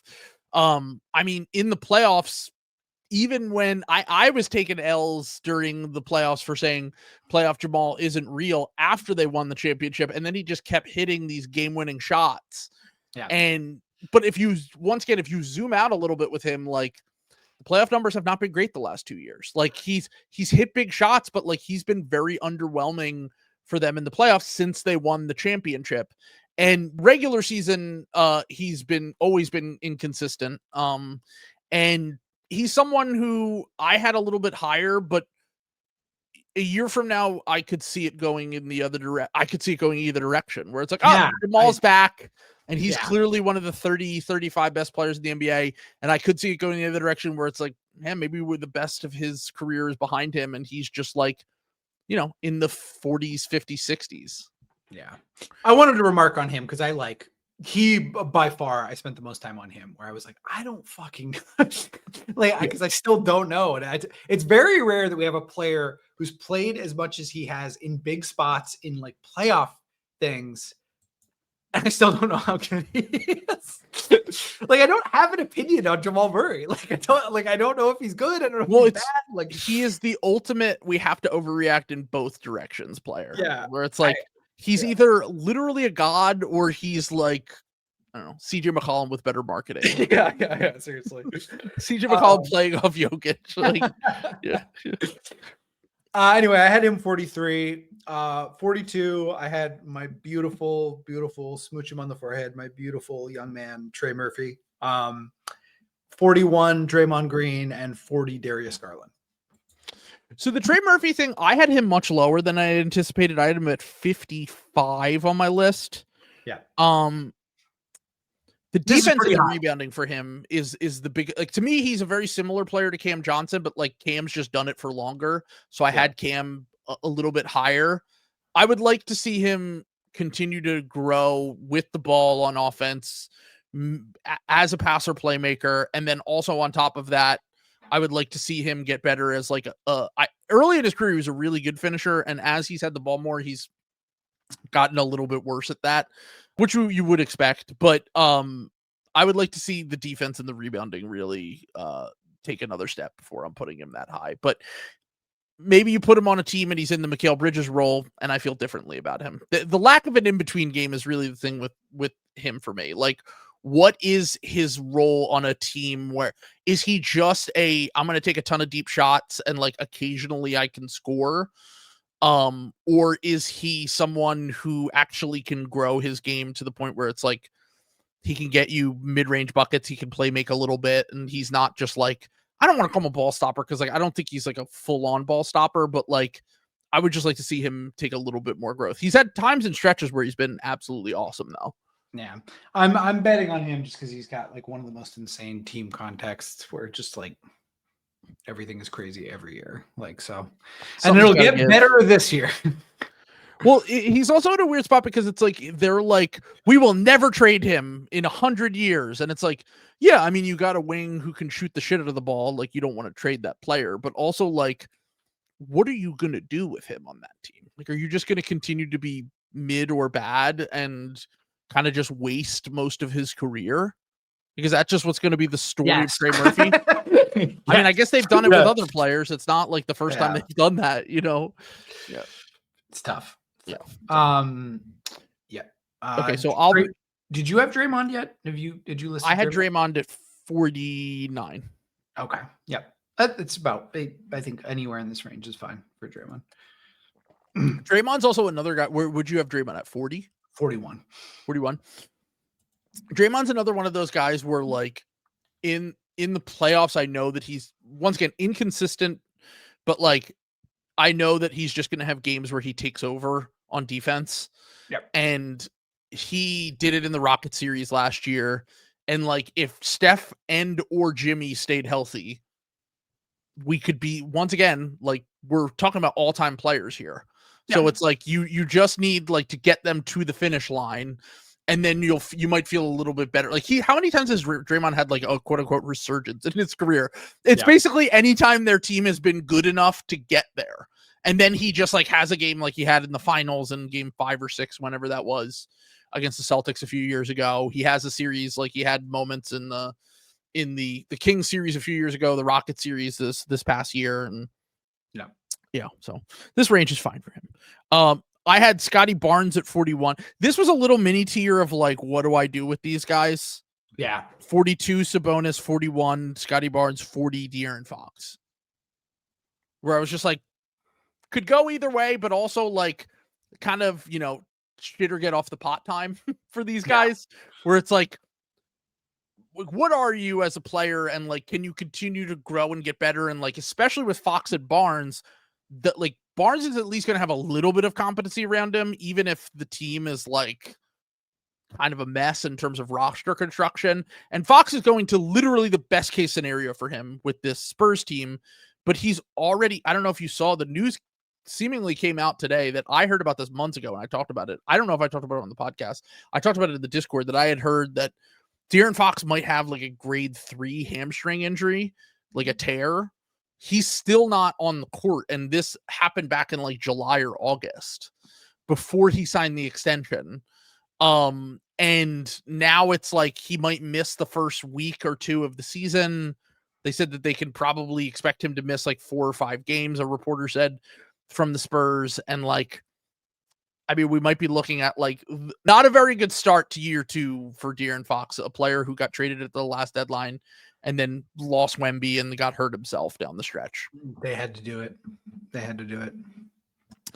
I mean, anytime you have a chance to make the 8th seed when you're your franchise players in year 2, you have to use as much draft capital as possible to push in the dips, maybe get the 40th best player in the door in the NBA.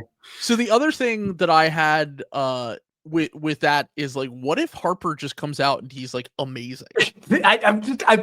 Which is like the funniest possible thing, might happen. I was like a little lower on Harper, but like I don't think it's like impossible. Harper's like good, right? You know what I'm saying? Like he could be awesome. Like the role thing is going to be tough though. Like most guys that are in his mold, like we don't ever see guys that are like on ball as much as he's going to be on ball to start for them, like turn out to be like really good as rookies straight up.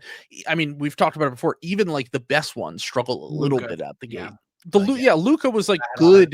He was good, but like it was all still like flashes and moments. And then he turned a corner halfway through the season and was like, all right, he's here. Like, but even most of the guys that we'll talk about on this list, like Trey struggled as a rookie. And then figured it out about halfway through his rookie year. Cade obviously famously struggled for a few years. The guys that are in the mold of Dylan Harper take a little bit of time to figure it out. But for comedy's sake, I want Dylan Harper to be good right away. Absolutely. And just be like, what the fuck do the Spurs do if he's just like, oh, cool, Dylan Harper's like an all-star level player. And then we just signed De'Aaron Fox in this massive contract. And by the way, we also have Steph Castle, who it's just going to be so funny if that does happen. If one of those two guys just absolutely balls out. So that was De'Aaron Fox was my 40th best player. Do we want to get in the top 40? Let's go to the top 40. I think this will shock you who I have at 39. I think who I'm going to have at 39 is going to shock you. So I have first. He who shall not be named at 39. It's pretty high. I might be overrating him, but like he was really fucking good last year for the Blazers. And he's kind of on this trajectory of being like a really good number 2-ish option or whatever. And he's still like 25, and like most wings suck until they're around that age. And like, I did not want to put him this high, but the more I thought about it, the more I was just like, if there's anyone on this list that could make like a first-time All-Star team next year, he's one of the candidates for sure. Like, I mean, he's probably the best player on the Blazers. Yeah, I of guys like in this mold, I would rather have Trey Murphy and like some of these other guys. I don't know. He's good. You know, I think I had him like 20 spots lower than this or something like that. Where did I have him? I can't even. 17.7 rebounds, 4 assists, shot 55% from 2 on high volume, shot 56% from 2 on high volume the year before, shot 36% from 3 on 5 threes taken per game, got to the line 5 times per game and shot 78% from the line. Yeah. And he's a really good defender. Yeah. 74. I'd like to see him in real games. He's played for the Wizards and the Blazers. Yeah. So, you know, you could be right. You know, like I don't feel like super strongly about this. I think you can have him that high. I think there's like reason like to project that. I'm not going to be betting on him, but I don't think you're like crazy for doing that. I mean, I need to stop arguing from his corner for moral reasons. Yeah. So anyway, who'd you have at 40? I don't think we listed off. I said Darius Garland at 40. Okay, so Darius Garland at 40. Wow. Okay. 40. Yep. All right. No. I mean, he is horrible in the playoffs. I can't argue that. Really good regular season player, but just terrible. And just like guards, like, you know, again, the way that I did it was who would I trade someone for this upcoming season? You know, and that was how I had to do this list for my own sanity to like make these calls. And I would, you know, I would rather have Darius Garland than Draymond Green. But I would not rather have Darius Garland than who I had at 39 in Jaylen Johnson. It's debatable. I think I had Jaylen Johnson a little bit lower. Mm-hmm. Once again, to me, like Jaylen Johnson just has to stay healthy and prove it for a full season for me. That's the thing, is he's just never been healthy for a full season. But then again, a year ago, I probably would have had Darius Garland in this range because like Garland was coming off a similar, like he had the jaw injury, lost a bunch of weight. Yeah. He was someone who wasn't really able to stay healthy. He's once again, I thought about this a lot. I have Garland higher because I think he's just like a dynamite regular season player. Yep. Now that Harden's kind of in like the twilight of his career and like Embiid is possibly not Embiid anymore and like DeMar DeRozan isn't like relevant, is Darius Garland the biggest playoff dropper in the NBA? You said Harden. Yeah. Well, I said Harden has like weird like game 2s and 4s that are like beast mode. Like he'll like be good early in the series, and then just the second it's like a back against the wall game, he just evaporates. Like, so here's the thing. I'm looking at Garland's stats right now. Okay, ready? Yeah. And once again, it's not a massive amount of playoff games, so like maybe it is just like a fluke. But like, man, the playoff games have been really rough for him at times. Now, like in his career, he played in 22 playoff games. Okay. Mm-hmm. He shoots 42% from the field, 34% from 3, 49% from 2. He averages 17 points and 5 assists. Relative to the regular season, where last year he averaged 20 points per game, almost 7 assists per game on 47, 40, 87 splits. So like he goes from like very clearly an all-star level point guard in the regular season to like not good in the playoffs. Like, and like the defense doesn't help him at all either because he gets picked on that end, even though like he's like a fine regular season defender. Like he's someone that, especially on that team that is built around Donovan Mitchell. Like I keep seeing Zoomers keep posting like every player's better when Donovan Mitchell's off the court from last year. Look at all their stats. And I'm like, I get it. But also like Donovan Mitchell, and I know that he has never been to a conference finals, and like whether you want to chalk it up to like weird luck or just like can't build around him as the 1A type guy, I don't know what the argument is there. But like, I don't know, Darius Garland and Jared Allen have been like legitimately horrible in the playoffs. Yeah, I was gonna say that's a calculator rat bridge too far. Yeah, like the Donovan Mitchell stuff is like that makes me say touch grass, you know. And I'm kind of a calculator rat. Like Right. I still go And back. I felt to that way about Donovan Donovan Mitchell at one point, but like he's Yeah. kind of been unassailable over the last few years. Even if the playoff stuff is like, Mitchell. I would like to see him make the conference. If they don't make the conference finals this year, I just don't even know yeah. what to say. Yeah, I mean, I don't know what to say about it, but like They're just the new Sixers, just with more availability, basically. If that's the case, I've just watched ever since Donovan Mitchell like came to the East. I've been watching his playoff games more. Like he does everything he can, man. It's like not. I've never come out of a Cavs playoff like game being like, yeah, Donovan Mitchell needed to do more. I was like, wow, he was the only fucking guy who showed up, and then Mobley like was okay. Yeah, the argument for against Mitchell is that like if he's going to be your lead guard on a championship level team, like the playmaking and passing is just not up to that level.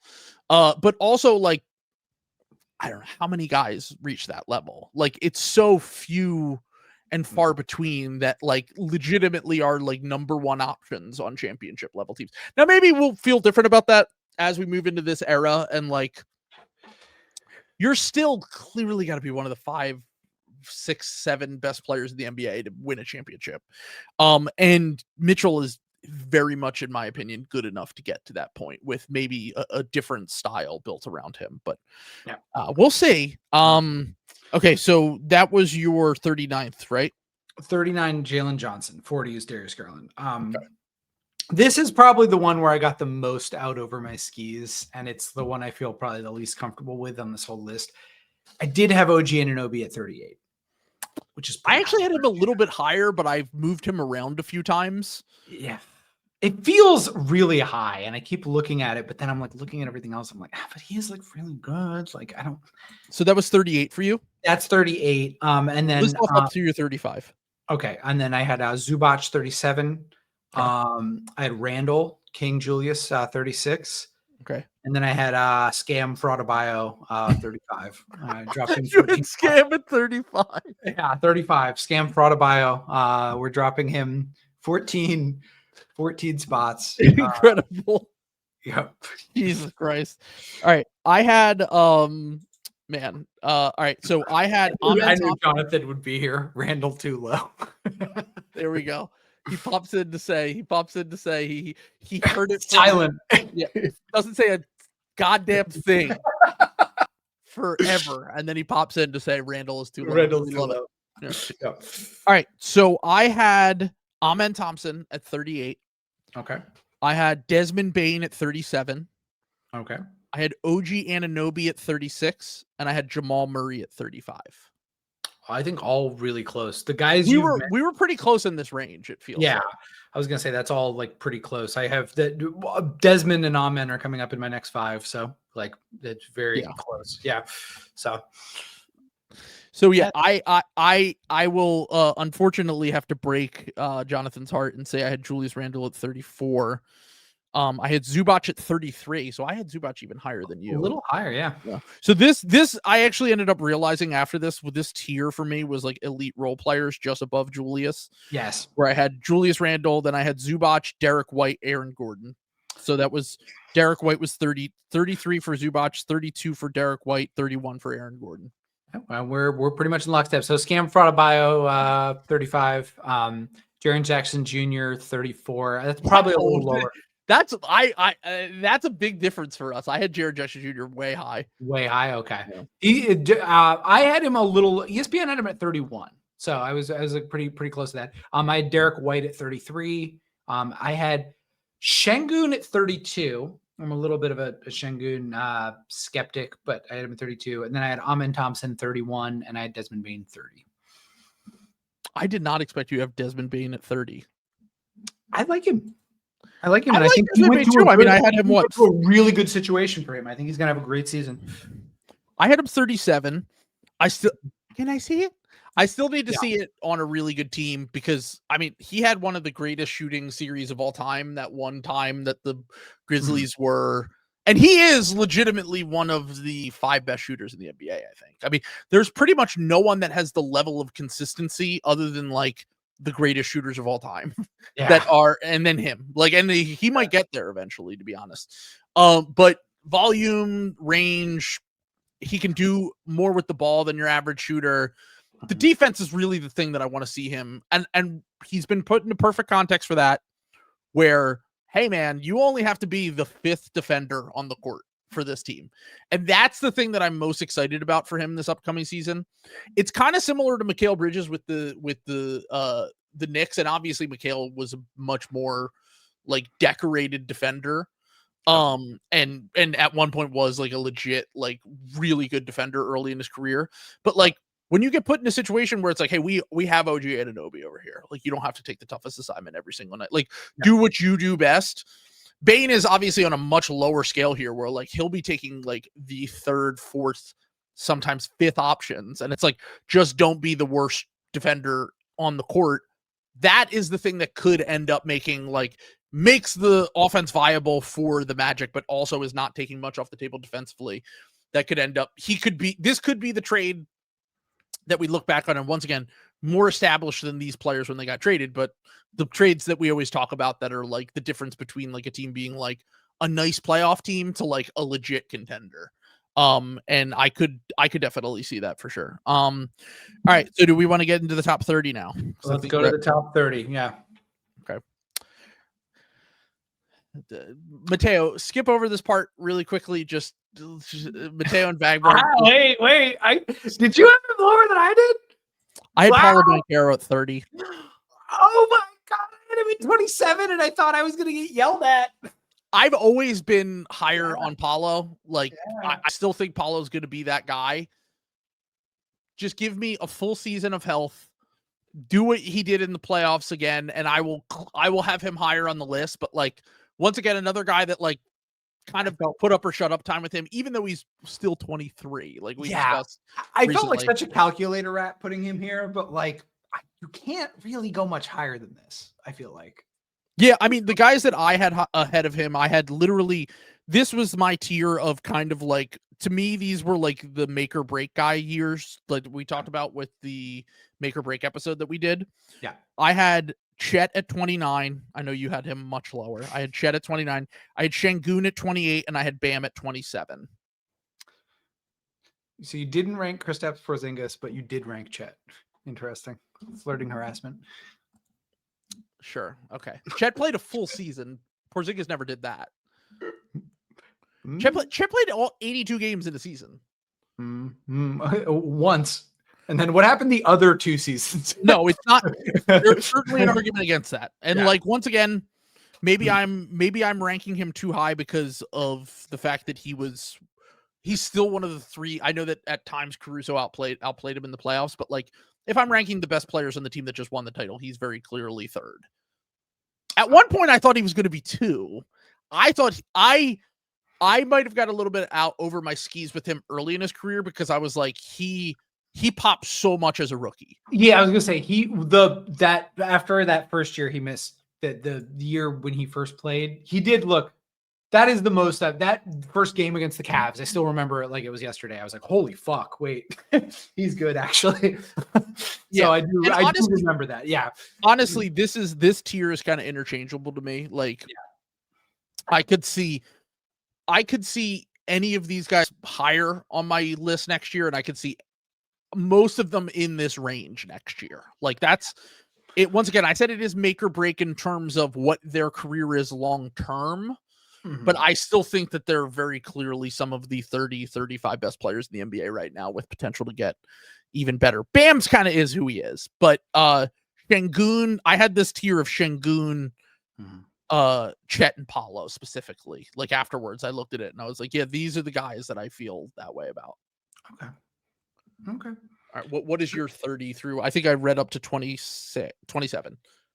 Okay. I'll go to 26. So I had Desmond Bane 30. I know you didn't rank him. I put Joel Embiid here. Again, a weird thing to do with him, but I had the God, King Avuncular himself, Aaron Gordon at 28, Paolo 27, and I had Maxey 26. So I had Maxey next up. We literally had Maxey at the same exact spot. Okay, perfect. I had Maxey at 26. So it's very funny because I originally had Maxey like closer to 30. Oh no. What? Tyreek Hill's leg snapped in half and he's on my fantasy team. No. He's a bad guy. I'm allowed to do this. He's not a good guy. You're a good guy for having him on your fantasy team.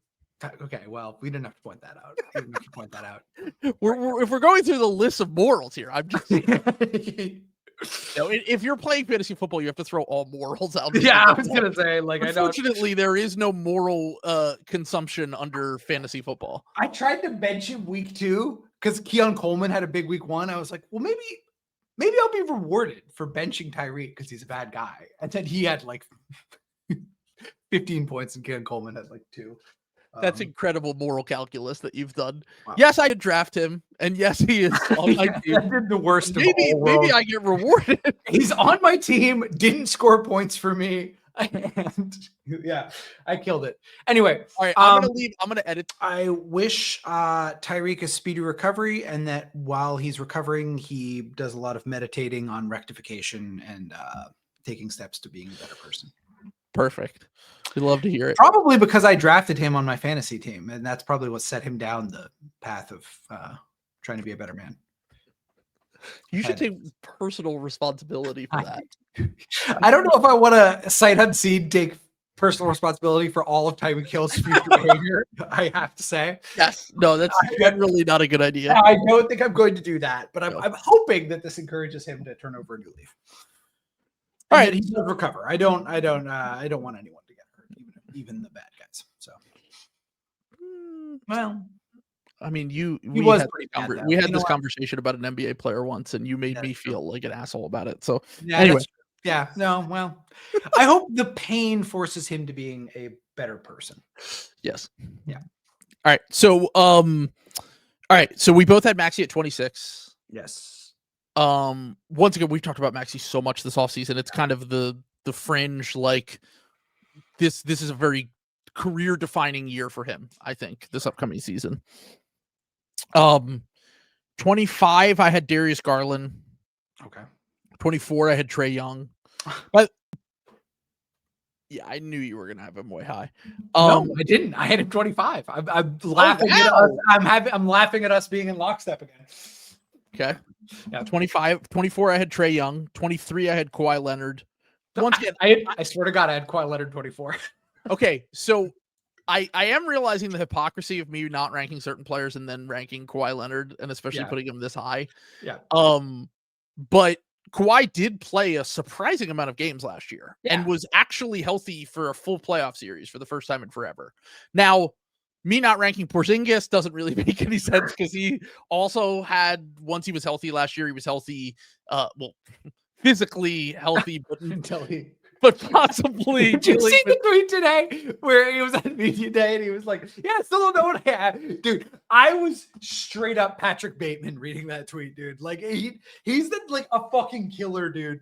Like I've never seen this before. I'm never going to get over that, dude. Like if we hadn't won the title last year, that would be like a low light of my life. Like I would be like stalking him. Like if we hadn't won the title last year. Like, yeah. So that's the thing. Like Kawhi played more regular season games than Chet last year. Yeah. So there's at least, well, not a lot more. I don't Chet think played like 22 games. Was it really that low? I'm pretty sure. Like, so is he fall into? Let me make sure. Did he fall into the Mitchell Robinson? He played 32, and then so he there's no way he could have fell into the Mitchell Robinson played more playoff games than regular season games. He played 20. So if you combine the playoffs and the regular season, he played 55 games altogether. And after the hip injury, he wasn't 5 more. Okay, there you go. So wait, Kawhi only played 37 last year. Yeah, I probably shouldn't have included him, to be honest.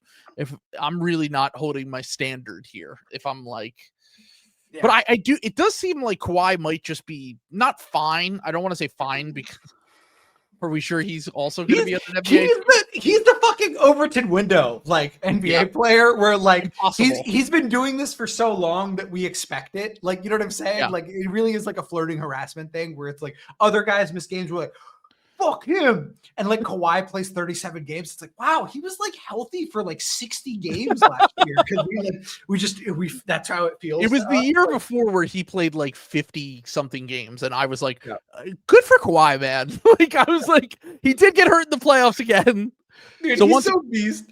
The media day things of him just like hanging out while like Pablo Torre keeps like tweeting like he was just calling Pablo Torre clickbait, basically. By the awesome. way, I just want to reassess here. I've been very pro Pablo Torre on the podcast. I think I've talked about the investigative journalism, why it's important, blah, blah, blah. Let's pump the brakes a little bit, bud. Okay.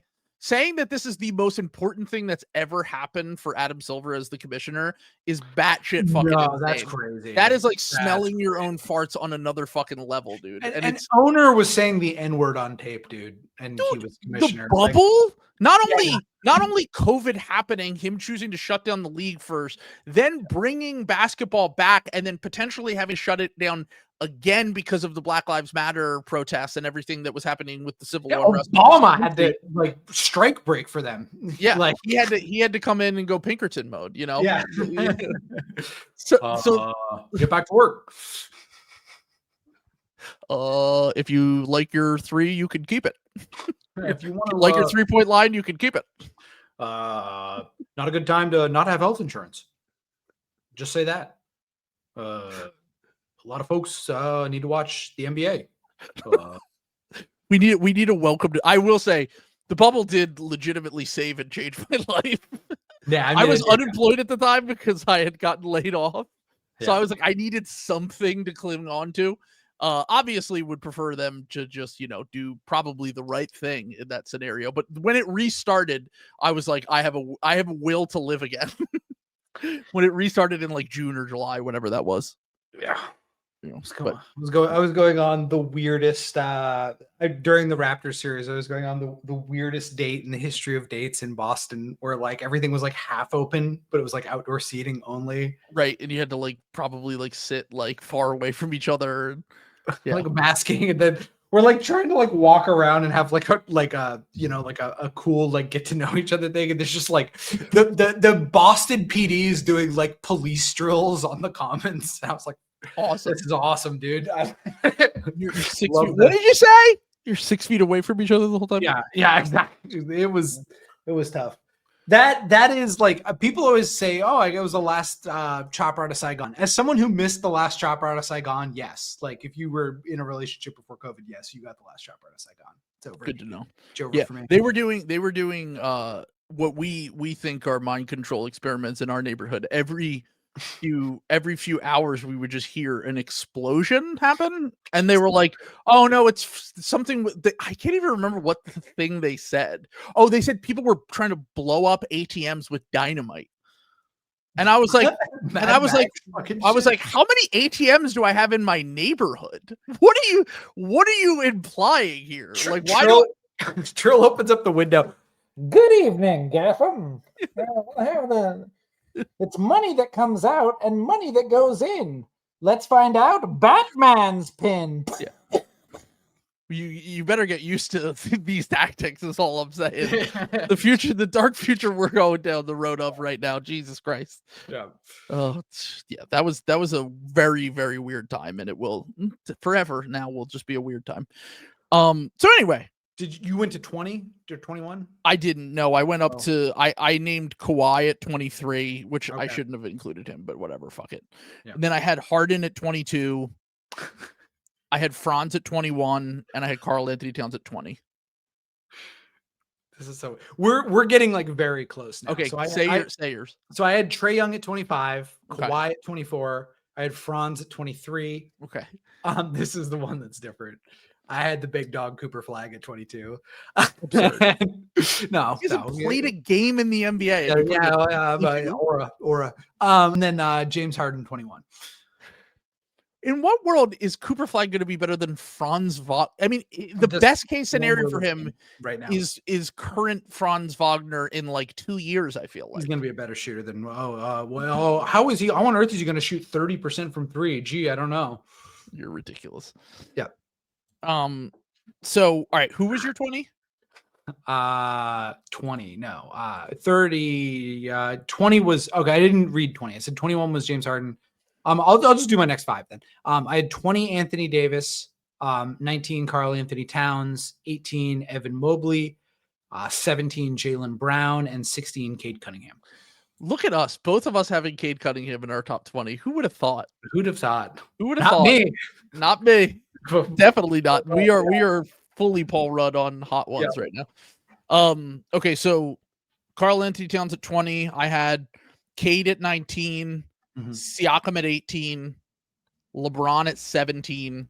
And then I had a different tier of like defensive first guys that might be really good second options on offense. Okay. Which was Jaren Jackson Jr. at 16, Anthony Davis at 15, Evan Mobley at 14. Okay. Yeah, like you had those guys like ranked a little, all those like big guy. Those are all. I like, had Jaren Jackson Jr. like 20 spots ahead of you. Yeah, I had Jaren Jackson Jr. quite a bit lower. The rebounding just scares the fuck out of me. Like I don't. He was like legitimately very good on offense last year though. Like his now the passing and playmaking will always probably be one of his weaker, but like the self creation and like what. Honestly, I've said this before on the podcast, but it really did at times last year remind me of like a diet, not close to this level. He's just not going to be an MVP candidate, but it did remind me of like a diet Joel Embiid a little bit last year with Jaren Jackson, with like some of the mid-range stuff, some of the self-creation stuff, like his post game a little bit. Like it's unfortunate that they had traded away Desmond Bane, and it seems like they're going to take another step back this year, because I do think that like with the proper context, he could be really, really good. But anyway. Flag and Anthony Davis one spot apart is insane. Yeah, I know. I probably should have had Flag higher. You're right. Sorry about that. I thought everyone would get mad at me. I thought everyone. Why am I including Anthony Davis, even though he's also injured and never available? It's impossible to say. I was gonna say I love your style of the way you were balling on that. I was just like, I realized after I ranked these guys, like, man, maybe I shouldn't have ranked Kawhi and AD, but fuck it, there's only so many good players in the NBA. So, all right, so we in our top 15 now. We are in our top 15 now. Okay. Who's 15 for you? I have one Jimothy Butler. I had him a little bit higher, but I definitely had him in this range at one point. And I'm looking at it. I think any of these three guys you can kind of interchange. I had Pascal Siakam 14, Kevin Durant 13. And I think all those guys are pretty interchangeable. So Siakam is probably the one, because of the last 2 years in the playoffs, that has made the largest kind of, I wouldn't even say leap, because I still would have had him top 30 when he was on the Raptors. Like I don't think there was ever a point where Siakam wasn't one of the 30 or 35 best players in the NBA, but he was very context dependent. And we kind of forget. Yeah, you would like kind of forget, like, you know, because he was always someone we would forget when we would talk about these lists, because of the fact that the Raptors were just in like this kind of weird in between phase. Right. And he was just overextended. He'll probably be overextended as a first option again this year, to be completely honest. Sure, definitely. So that's the thing. We know that he can be a very, very good number two, almost like a perfect number two, which is why I'm fine with having him as high as you did, even though I had him at 18. He's always kind of been in this range to me, where it's like, he's somewhere, depending on team context, he's always somewhere between like the 50th and 30th best player in the NBA to me. Yeah. And you had him a little bit higher, but I'm going to go. So I had Mobley at 14. Maybe that's a little high for Mobley. I'm baking in a little bit of progression that he started to build on last year. He was really disappointing in the playoffs to me personally. Like, I just think that he needs to be better in the playoffs. You say you had him too high, but you actually had him one spot lower than ESPN. Would you have? They had him 13. They had him 13, which is kind of crazy. He's still really young. Is the other thing is like, I'm baking. This is second option who are elite on defense tier. Yeah. And if he just gets a little bit better, and like he really did show, like Kenny Atkinson unlocked something for him last year, like like, letting him have the ball a little bit more. He was able to show off like his ability to get downhill more. His passing and playmaking got a little bit better. Like, so yeah, I had him this high. All right. So I'm just going to read off so I'm at 13 now. I'll read off my 13 through 10, which is Devin Booker, Jimmy Butler. So that's 13 Devin Booker, 12 Jimmy Butler, 11 J-Dub, 10 Kevin Durant. Okay. Cool. I had we're all like pretty interchangeable here. Like I said, 15 Jimmy Butler, 14 Pascal Siakam, 13 Durant. I had J-Dub 12, so Amazing. Very close. Amazing. If we had done this exercise a year ago, you would have had him at like 37. Probably like 56. Like I'm being dead serious about that. Really, really turned himself around in the playoffs, in my opinion. And then I had maybe a little high. It's hard for me to have LeBron lower than 11. I probably should, but like when he turns it on, he's still LeBron. Like I had him 17. I just think he's like a normal, like fringe all NBA all-star level player now, and it's more about the consistency. Yeah, that's what I was. Yeah, than that's anything what else. Yeah, I think any given night he still has it. He just like I'm not going to argue against LeBron. Like, it's just he's LeBron. Like, even though he's 41, like I don't care. Tom Brady, like, he and Tom Brady just do it. They're the outliers. And then 10, I had Devin Booker. So yeah, Booker is someone that I ended up having 13 a few years ago. I had him higher. We'll see what he does as the main guy this year. I still think that in the perfect scenario, he's the second option on a team, and maybe he'll get there at some point in his career again. He is all over the place. Like 2 years ago, I had such a high opinion of him. I had him like 5, like 2 years ago, and now he could like you could tell me he's like 30 this time next year, and I'd be like, yeah, 30 would surprise me, but that team is just so ass. That is just gonna really. It might expose some stuff for him, even though I think he's still really good. Yeah. Okay. So I had 10 was Durant for me, 9 was Brunson, 8 Donovan Mitchell, 7 Steph Curry, 6 Anthony Edwards. So we're in lockstep on a lot of this. We just flipped Brunson and Mitchell. So I had Mitchell 9, Brunson 8, Steph Curry 7, Ant 6. So I also want to point out I did a little Tyrese Halliburton and Jason Tatum thing off to the side. I would have Tyrese Halliburton in between Jaylen Brunson and Steph Curry. That's amazing to me. I know that he just had the run that he had, but like I was always the Halliburton. No, you were. Guy. No, I was. It was me and Bloach in our chat, like slandering him. Yeah, like I would put him in the same tier as Mitchell and Brunson for sure. I would probably have him like 9 or 10 on my list. I mean, he's incredible. Yeah. Not consistent as a scorer, but pretty much great at everything else. So good. Yeah. Like the ultimate like glue guy superstar, basically, who also can occasionally just like never miss down the stretch of a game. So all right. I had so all right, here's my top 5. I think we're gonna have the same exact top 5. I think we'll just have my guess different orders. Yeah. My guess is the order is going to be different. And my guess, I think we talked about this a little bit. My guess is that you're gonna have Giannis 2 and I'll have SGA 2. So okay. So Wemby 5, Luka 4. By the way, the Wemby thing I'm building in that he's going to take another leap this year. If we're going based on the upcoming year, right. Like I would have Ant and Steph still ahead of him. If we're doing just right now, this moment in time, I'm baking in that like year 3 is the year leap that these historical all-time players make. He's going to be an MVP candidate if he can stay healthy. That's what I'm baking in here. Yeah, and then Luka 4, Giannis 3, SGA 2, Jokic 1. Do you want to guess mine before I read it? So yours is 5 Luka, 4 Wemby, 3 SGA, 2 Giannis, 1 Jokic. You absolutely nailed it, except for instead of being at 3, Shea is at 5. You're such a fucking bastard. You cannot put Shea at 5, dude. Yes, I can. I did it. You can't put Wemby ahead of him. Yes, I can. You can't. Yes, I did. I did it. I did it on the sheet. I'm looking at it right now. You're unbelievable. He's not. I love that like Jason Tatum didn't win Finals MVP, but Shea did. I think that's Shea won regular season MVP, dude. I get it. That's awesome. It's cool. Shea had a better season than Tatum ever has last year. Yeah, I don't even think the regular season. Yes, he definitely did have a better regular season than Jason Tatum. That's awesome. I give him all his flowers in the world. He was way worse in the playoffs than I thought he was going to be. And that team was a defense merchant. I think that's about as not important as I've ever seen a quote unquote best player be for a team that won the title in like a long time. There were many times where he had to hit shots to bail them out in this stretch. I just feel like you're misremembering. No. You can't be the J-Dub guy now. You don't get to be the J-Dub guy. Yes, I can. No, the mask has been pulled off. We're pivoting. You're unbelievable. I think J-Dub needs to take this away. J-Dub is J-Dub had more of an impact. This DH MVP that we have, SGA. We're talking about a player who led the league in scoring, won MVP, won Finals MVP, which has only been done by like 4 players ever.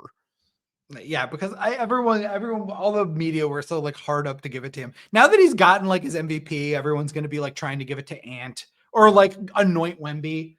Like it's the Andy Toy Story. I don't want to play with you anymore. Jokic is going to win MVP, dude. Giannis is going to win MVP, actually.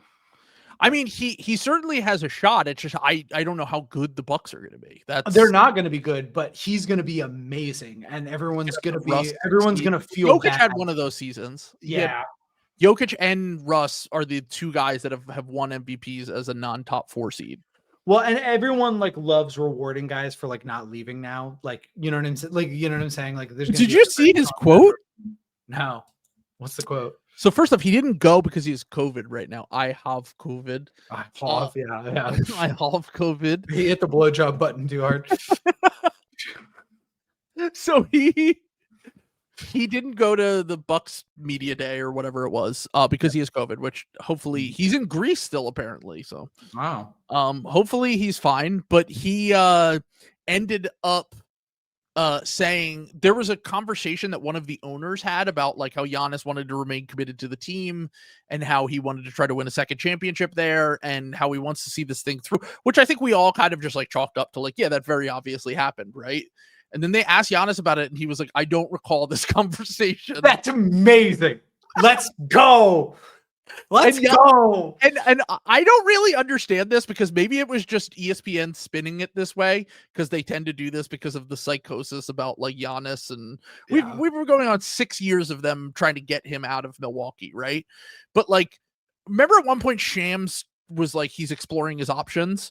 Yeah, and all the Bucks fans that were freaking out. Yeah, they thought he'd like NB still thinks that was like an MK Ultra, like yeah, sure. Yeah, like Project Cyclone fucking sure.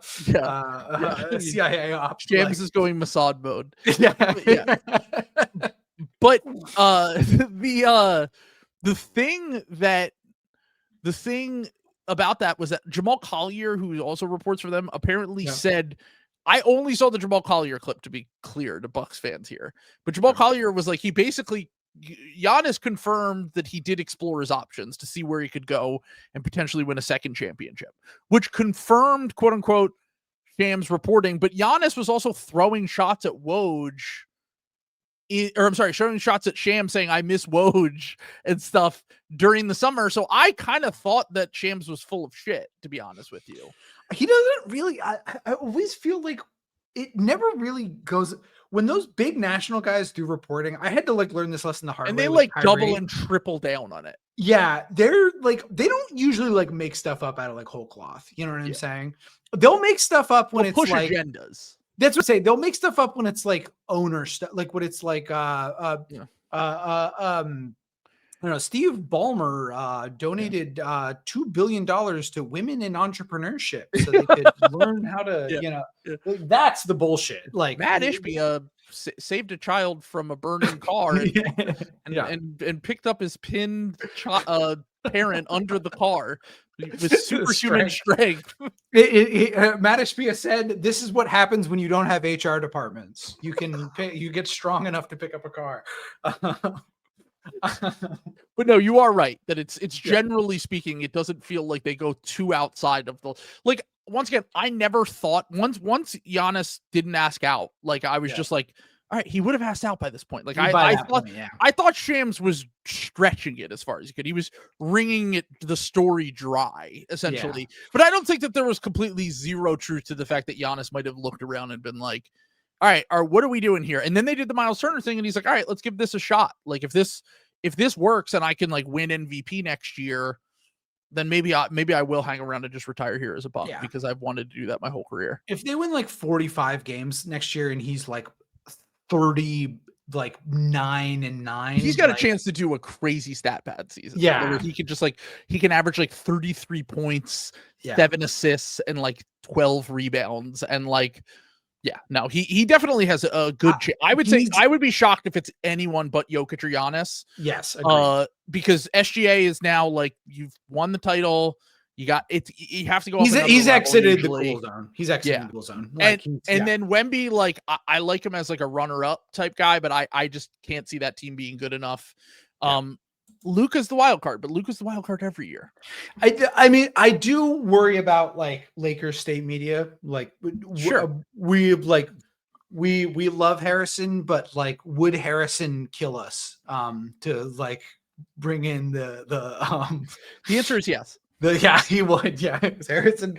Anything to preserve the agenda. I was gonna say the next time we go to meet up with like he might kill you. I work for him now, so that's true. Yeah, I have an in. You lure me in. Harrison's playing Huey Lewis in the News and like putting on the poncho like the next time when we're in New Orleans again. He's got the axe out. Like, well, speaking of, we didn't plug the Philly show, but there's like 30 tickets left for the Philly show. So if you want to go to see us in Philly, you're listening to this. We announced it on the Patreon, the Discord, on social media. We're hopefully you can make it out. If you can't make it out to the New Orleans trip, which we will be announcing sometime soon as well, but that will be, save the dates for that. The Philly trip we've already announced, which is November 30th. We're doing a show at Silk City. We'll put the tickets down below, but if you want to come to New Orleans, we have the week of Mardi Gras. Block that off. Keep that blocked off. Yeah. And I'm just saying, like, if you're, I know we have a primarily Zoomer audience. If you have like an aunt who's like, you know, this is a great show. A woke, cool aunt. A woke, cool aunt. Bring your woke, cool aunt to these shows, man. Like, two of my aunts are coming. Yeah. My aunts, as I say in my Philly. I only called them aunts because Sam called them aunts. I usually call them aunts. Aunts, yes. Yeah, no, that's my aunt. Yeah. By the way, Jason Tatum would be 4 on my list if we did this. I have him in like a tier with Luka and SGA. I would have probably had Tatum, like, if we were doing this exercise, I would have Tatum 5 and Wemby 6. Okay. But I can't with the guys who are probably going to miss all of next year. So yeah. All right. So that was fun. Someone said we were going to do 3 hours on this. I'm glad we got it done in 2:20. Hopefully that makes up mostly me complaining. Minutes. Yeah. Sorry for the first half hour. Thank you for ruining the podcast. Mad and all you can hear is the thing clacking while I do hacker stuff to try to get back in. How did you fix it? Do you know? It was just random. I was able to, I realized that I could click, for some reason in Google Docs, the way you open the version history is you click on your name, which I was clicking on the button, which doesn't do anything. You have to click on your name, which is completely counterintuitive, but it amazing. But it did work. This is, we're supposed to be the generation that's good with technology, by the way.